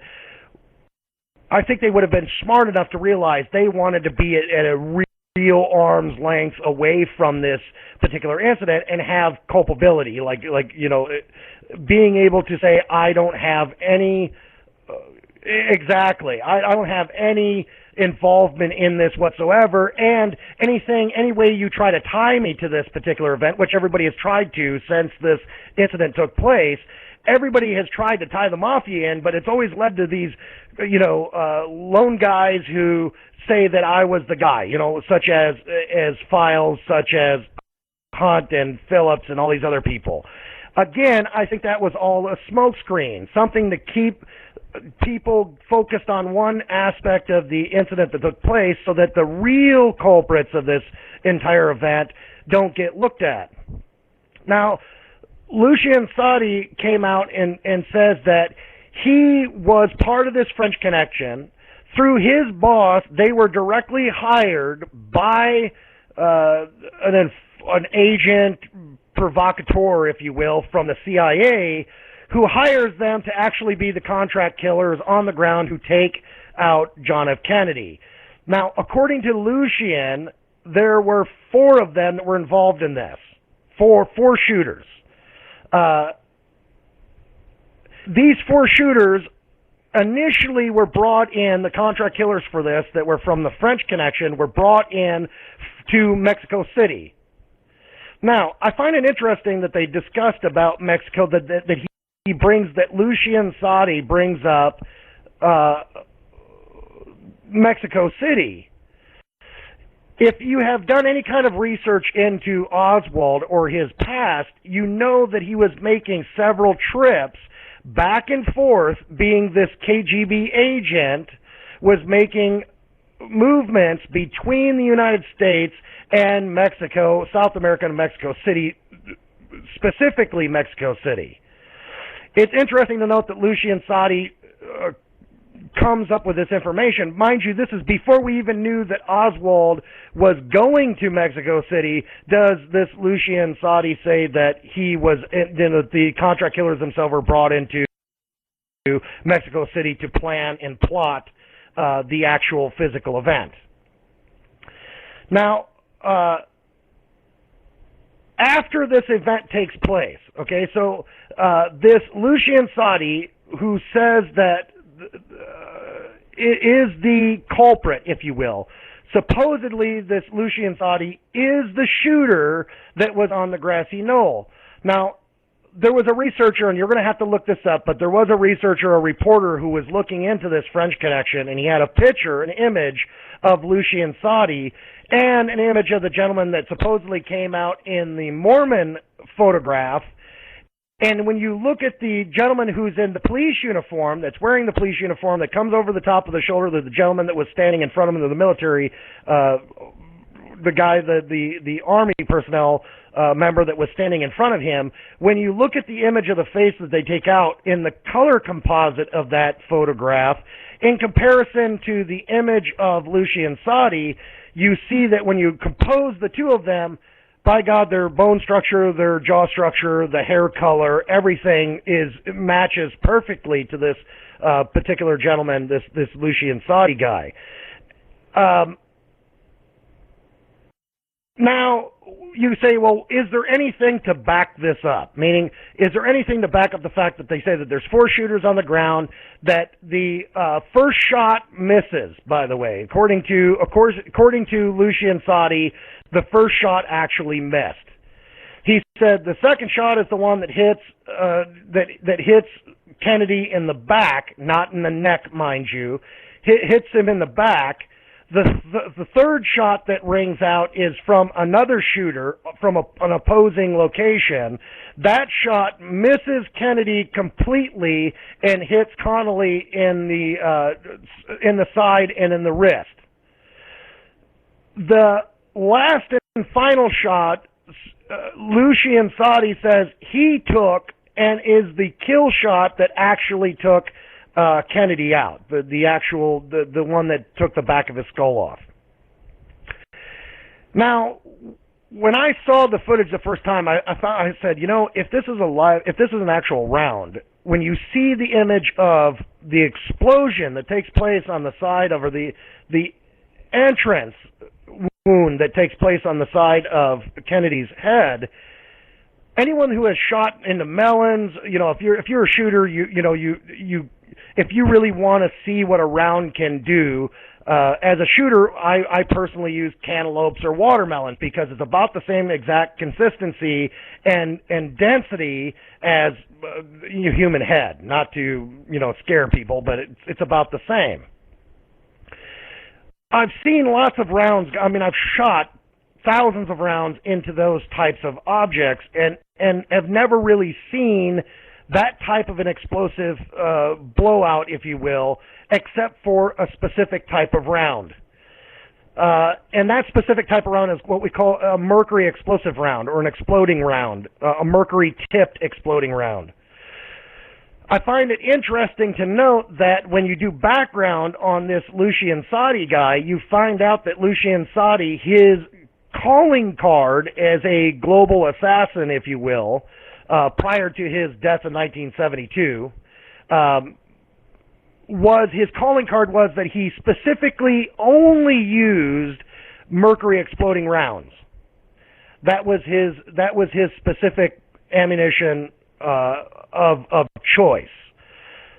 And I find that very interesting, because if you do a little bit more research into the round itself that he's discussing, or the round that he's talking about, that being of this mercury explosive round, you'll find out that there's very little left of that specific round after it's made impact, because of the way in which the round is cut into pieces and then reformed with a mercury center, and then usually it's you'll have like a coating, either a Teflon coating or some form of coating on the outside. It could be a thin jacket that they'll put on the outside of the round to hold the round together prior to impact. But when that round makes impact, it literally disintegrates. I mean, it just disintegrates into thousands and tiny, hundreds and thousands of tiny little metal fragments. Which makes perfect sense. By the way, it makes perfect sense to me, anyways.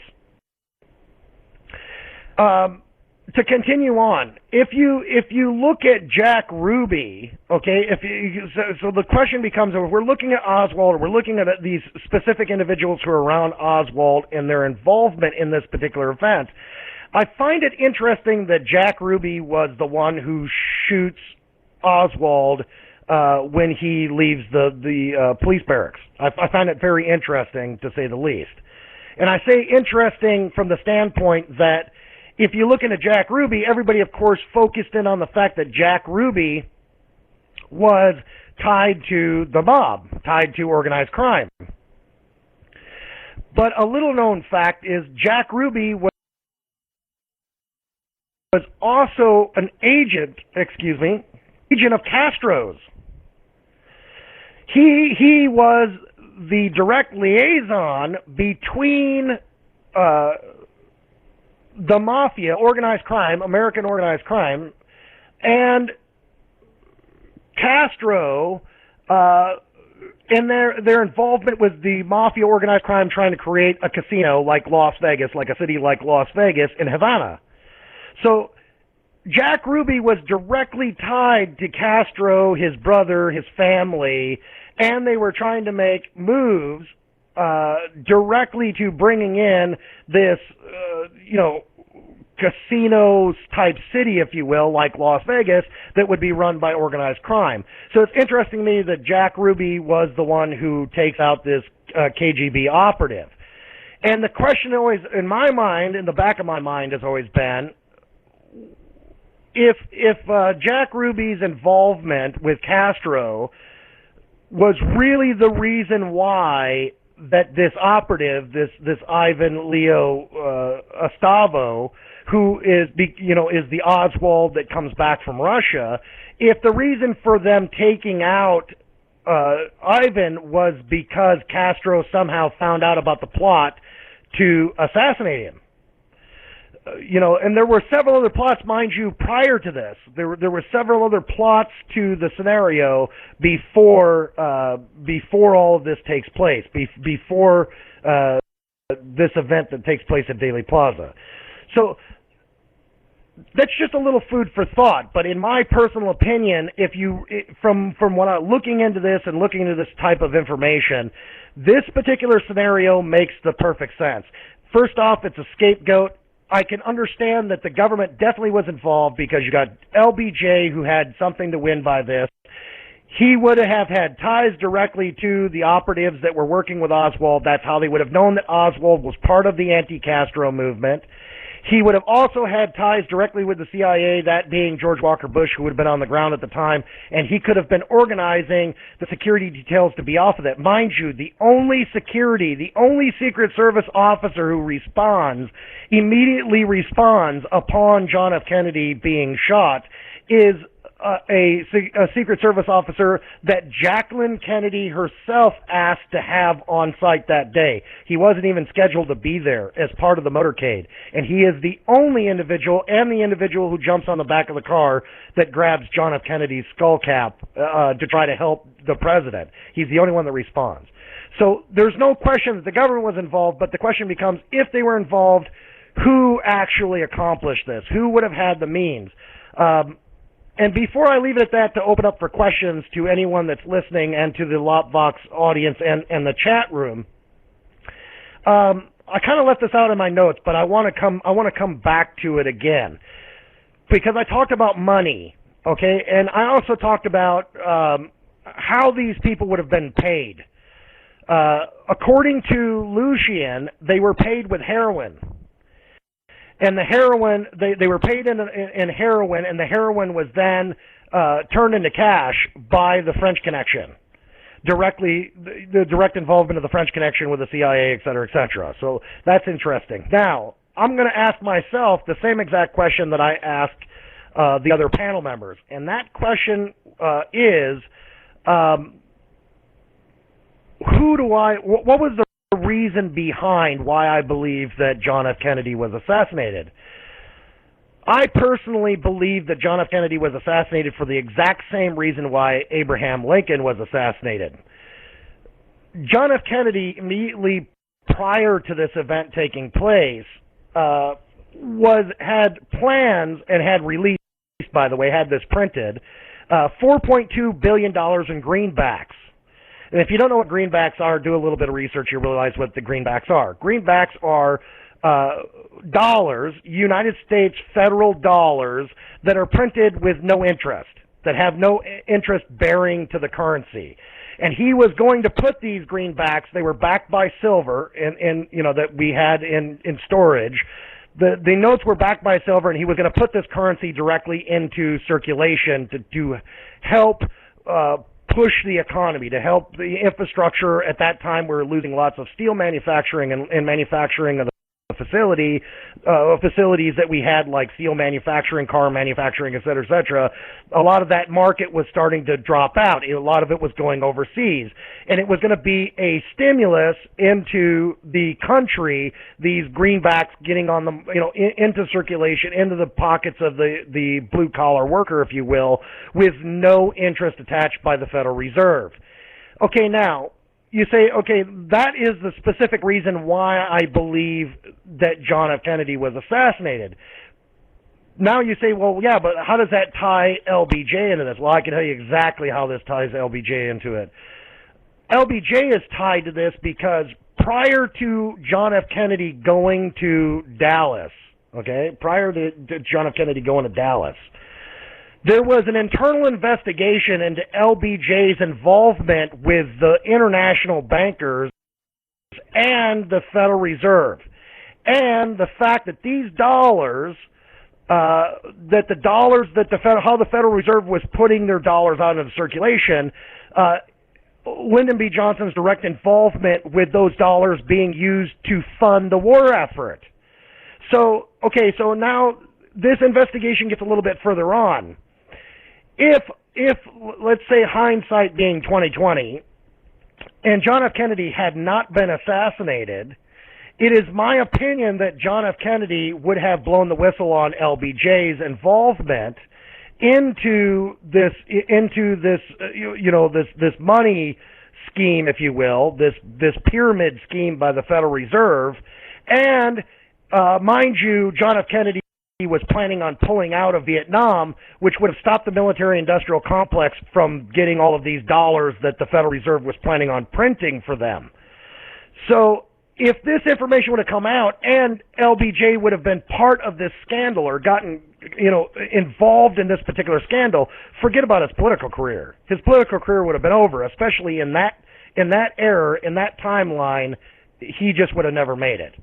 So that's how I see about tying in. You have the government, the CIA, the mafia, but in turn, the real culprits in this thing were these individuals, or this firm, if you will, from the French Connection in France. So that's where I'm going to leave it, and then I'm going to open up. And again, I didn't do a station. I know I didn't do a station identification at 4:45, and I apologize for that, folks. But I didn't want to interrupt the information. So thank you for joining us here at LOPvox Live. I'm your host, the Ghost Scientist. Today's program is about John F. Kennedy's assassination, as you probably figured out, and the plot to kill Kennedy. My panel members today have been Liberty, Scarlette, Tiny, and myself, and I'm going to open this back up to the panel now, if there's any panel members that would like to talk about what's been discussed, about what I brought up. That's a lot of information there, Ghost. I appreciate it. I'd never considered a lot of those angles, and I'm trying to digest all this information. I do find it interesting that the biological assassination information on Castro, I do find it interesting that the direction that his country went, the industry that they focused on so heavily, was healthcare, and in that we have the military-industrial complex that seems to be the focus of our industry here. He went with supporting medicine and making doctors out of everyone, and I wonder if somehow through his own intelligence he was aware that this was possibly a vector of attack that would be used against him. Do you have any comment on that? Yeah, actually, I believe he did. I actually believe that he figured out that they were trying to do a biological attack to them, because later on, after this event takes place, according to people that are around him, Castro actually had tasters. He would not eat without having these individuals first taste his food and drink his drinks that he was actually consuming, which to me suggests that he knew that that it's possible that this type of an event or this type of a plot to eliminate him could have come from. That's my own personal opinion, simply from observation. I mean, it just makes logical sense to me. So, lots of information to come out, and I'd like to turn this over to, because we're almost at the top of the hour, I'd like to turn this over to the actual chat channel now. Here at Lunatic Outpost and LP Radio, I'd like to turn it over to anyone in chat. Does anybody have any questions for our panel, the information that they've presented here on the program today, or maybe some comments? And if you don't have a microphone, that's okay. You can simply write it into the chat, and I'll read it to our listening audience. Hi, this is Nolo. I got one comment on this. It seems like if there was competing agencies to accomplish, a common purpose, say Mafia, CIA, whatever, the Cubans, it seems at some point their particular agenda would have been thwarted in some regard further on down the line. I'm surprised that one or another of these agencies haven't popped up with, okay, here's the details on what happened. In other words, I'm surprised that there isn't more disclosure with the amount of people that were involved, that there was no further disclosure from anyone with inside information. That's just a comment, is that surprises me that there wasn't any more further, someone coming forward with so-called inside info. Well, interestingly enough, about the scenario that I discussed with you, it's interesting that you bring that up, Nolo, because there is an individual who was part of this this whole scenario from the French Connection side of it, Michel Nicolet, who was currently serving life imprisonment in France over the shooting of an officer, an actual law enforcement officer in France, that wrote and of course he was part of this four-man team along with Lucien Sadi, who goes to, is brought in from Mexico City. According to them, they're brought across Brownsville into Texas, and then they're moved to a safe house in Dallas. They then, write out the plot for 10 days prior to this. They then make the incident happen, the assassination of John F. Kennedy himself happen, and then they're placed back in the same exact safe house. They stay there for 10 days. They're then put on a private jet, directly brought up to Montreal, flown out of Montreal back into France. He then is arrested, this Michel Nicolet is arrested upon entering France, and then goes directly to trial. He then is held, in prison at that time. He then wants to make a deal, because he's, this international hitman, if you will. He wants to make a deal with France and the government in order to get his sentence, get free of this whole entire incident. So he writes an entire biography, if you will, a series of events of all the people's names, everybody that was attached to this event taking place, everybody who got paid by this event taking place, who hired him, the contracts. He claims that he has all this, all of this, real physical evidence that shows everyone's involvement, including the United States government's involvement, into this particular event that takes place. And according to his attorney, according to this Michel Nicolet's attorney, this is being held in secret until either Michel Nicolet is released from custody or, of course, his passing. So, I guess it's horrible to say you're waiting patiently for somebody to pass, but I highly doubt that they're going to let the man free in order to get the information out. It wouldn't make any sense. But when this gentleman passes, it will be interesting to see what information his attorney actually has held in secret. Personally, I would have liked to have looked a little more into the Warren Committee, the 7 men who were on that committee and what their jobs were at the time. I think the U.S. government was a lot more involved than perhaps Ghost is giving them credit for, at least in my opinion. That's what I believe. And I suggest to people to look into the Warren Committee and look at who was on that committee and what they came up with. And you might have some second thoughts. Well, no, I'm not talking about. Okay, so maybe maybe I confused people. Mind you, I said there is no question whatsoever that this entire operation dealt directly from the federal government. All this came down from government involvement. Okay, I didn't say that. What I said is the scenario in which is given of how the federal government went about being LBJ and his cohorts, their involvement in this thing, I don't think that scenario is logical. I think the scenario that I came up with is the most logical, that they would have used an outside source. It would have made sense. They would not have used operatives or criminal organizations within inside the United States. It would have been too close to comfort for them, in my opinion. And they were intelligent men, don't forget. When you're talking about the Warren Commission, I agree with you. I think the Warren Commission definitely had ties to this, and some of them probably even knew, including Gerald Ford, Gerald Ford's involvement in this thing. I think that he knew. I mean, come on. It's too coincidental, in my opinion, that you have three of the future sitting presidents of the United States, all in the same town, all at the same time, at the same event, and all who had specific ties to the federal government in such a way that they could have controlled the situation on the ground. They could have controlled the outflow of information and the media's involvement directly.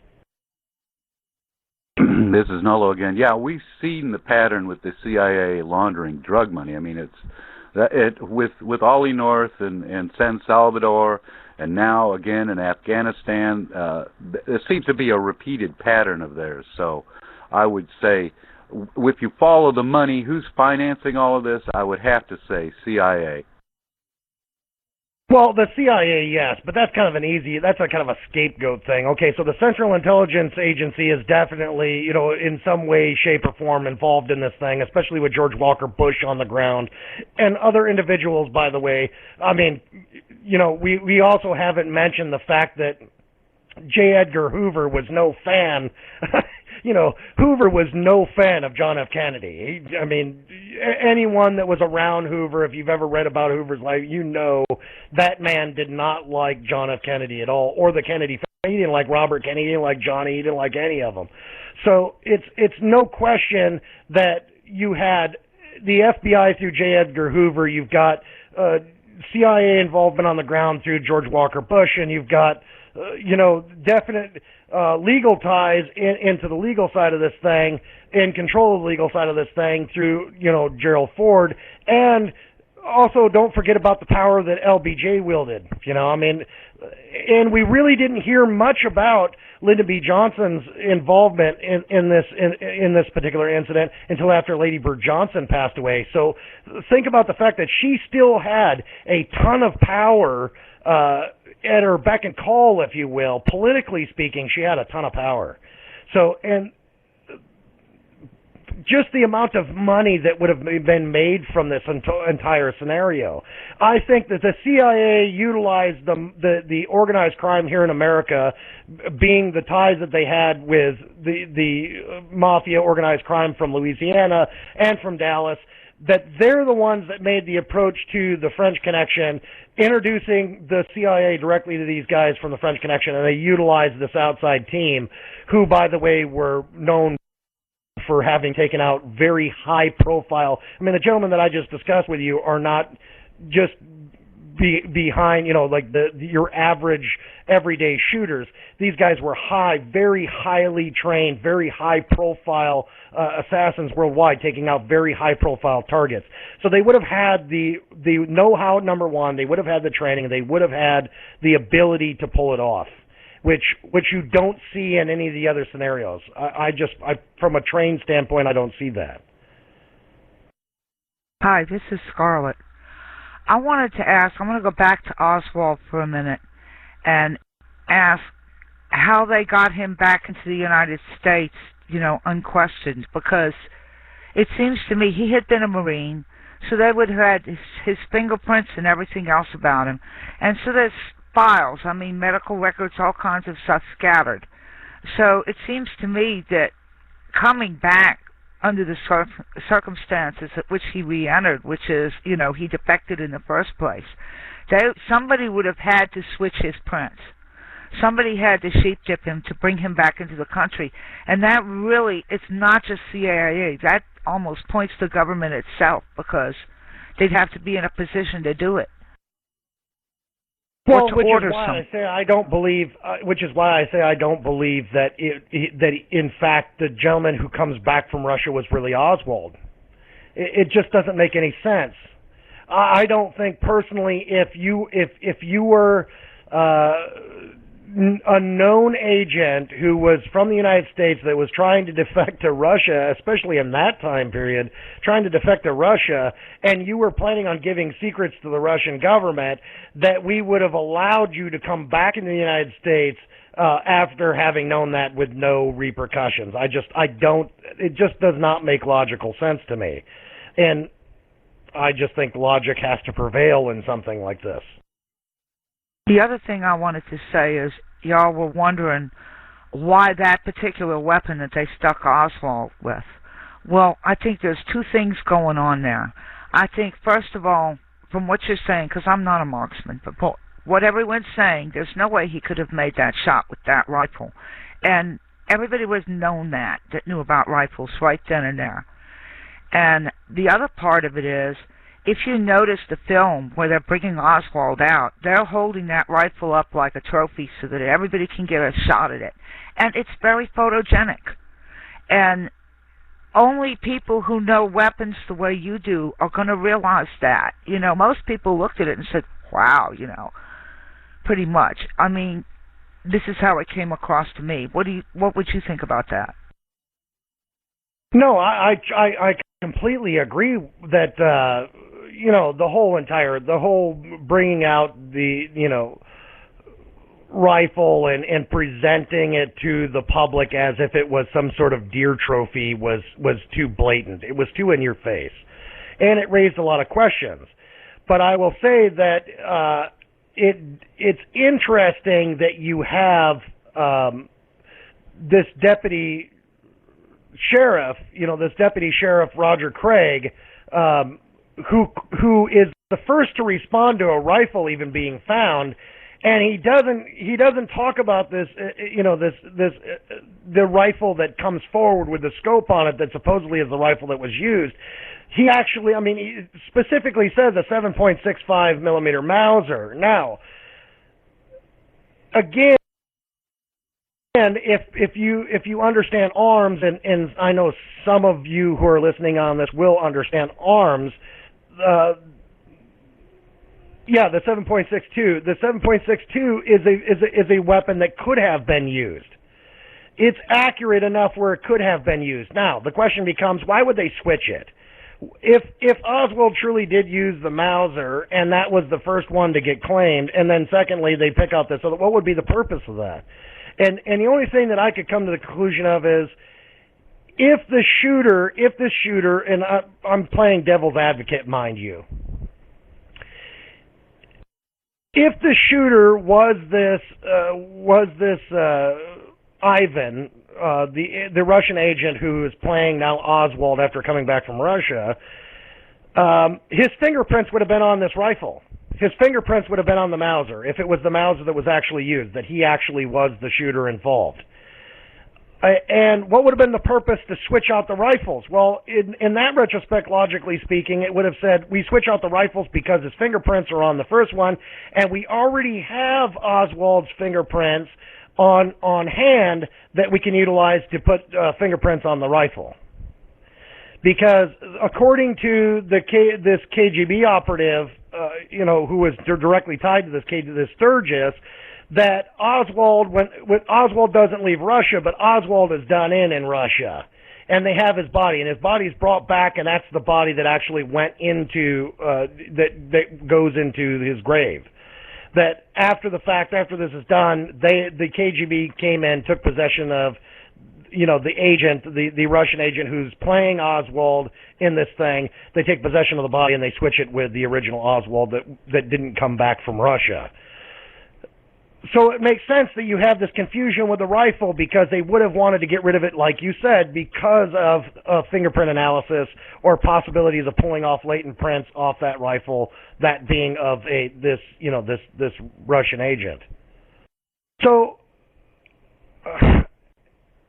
we're now 2 minutes over the time, or I guess 7 minutes. 7 minutes over the time of the top of the hour. Would anybody else, folks, does anybody else like to come forward with anything before we close out the show, before we close out the program? And I think some very interesting things came out of this. I think some very interesting information came out in this particular broadcast, and hopefully some other things that people might want to take a look at or do some research into. So before I close out the program, would any of our panel members like to make a mention, or are there any questions directly from the chat channel that I could read off to the audience?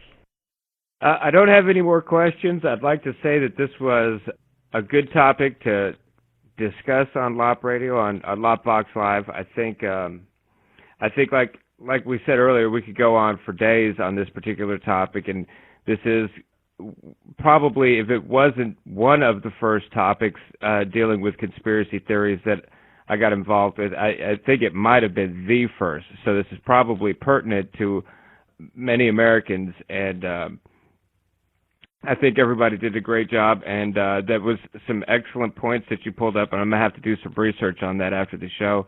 Thanks for having me on.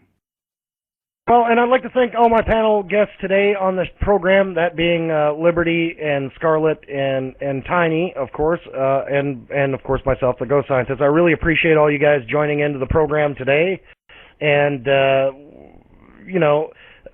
try to join in. I've got some really information. Before we go, very, very important, very, very, very, very important.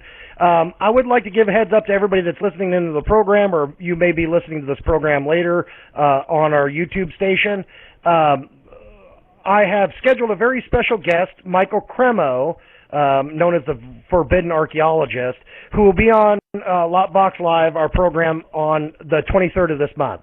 I've confirmed that he will be on the program, so Michael Cremo will be here in person, and I will be interviewing Michael Cremo, the Forbidden Archaeologist, on the program. So just to let you guys know, please tune in, and I'm still working on trying to get other guests. It's a very difficult time right now to try to get people on, because they're all getting ready to do this lecture circuit. But I will be trying to get other guests on the program, and we'll be giving everybody updates as far as that goes. So, without further ado, ladies and gentlemen, thank you very much for joining us here at LOPvox Live. I'm your host, the Ghost Scientist, and as always, good journey.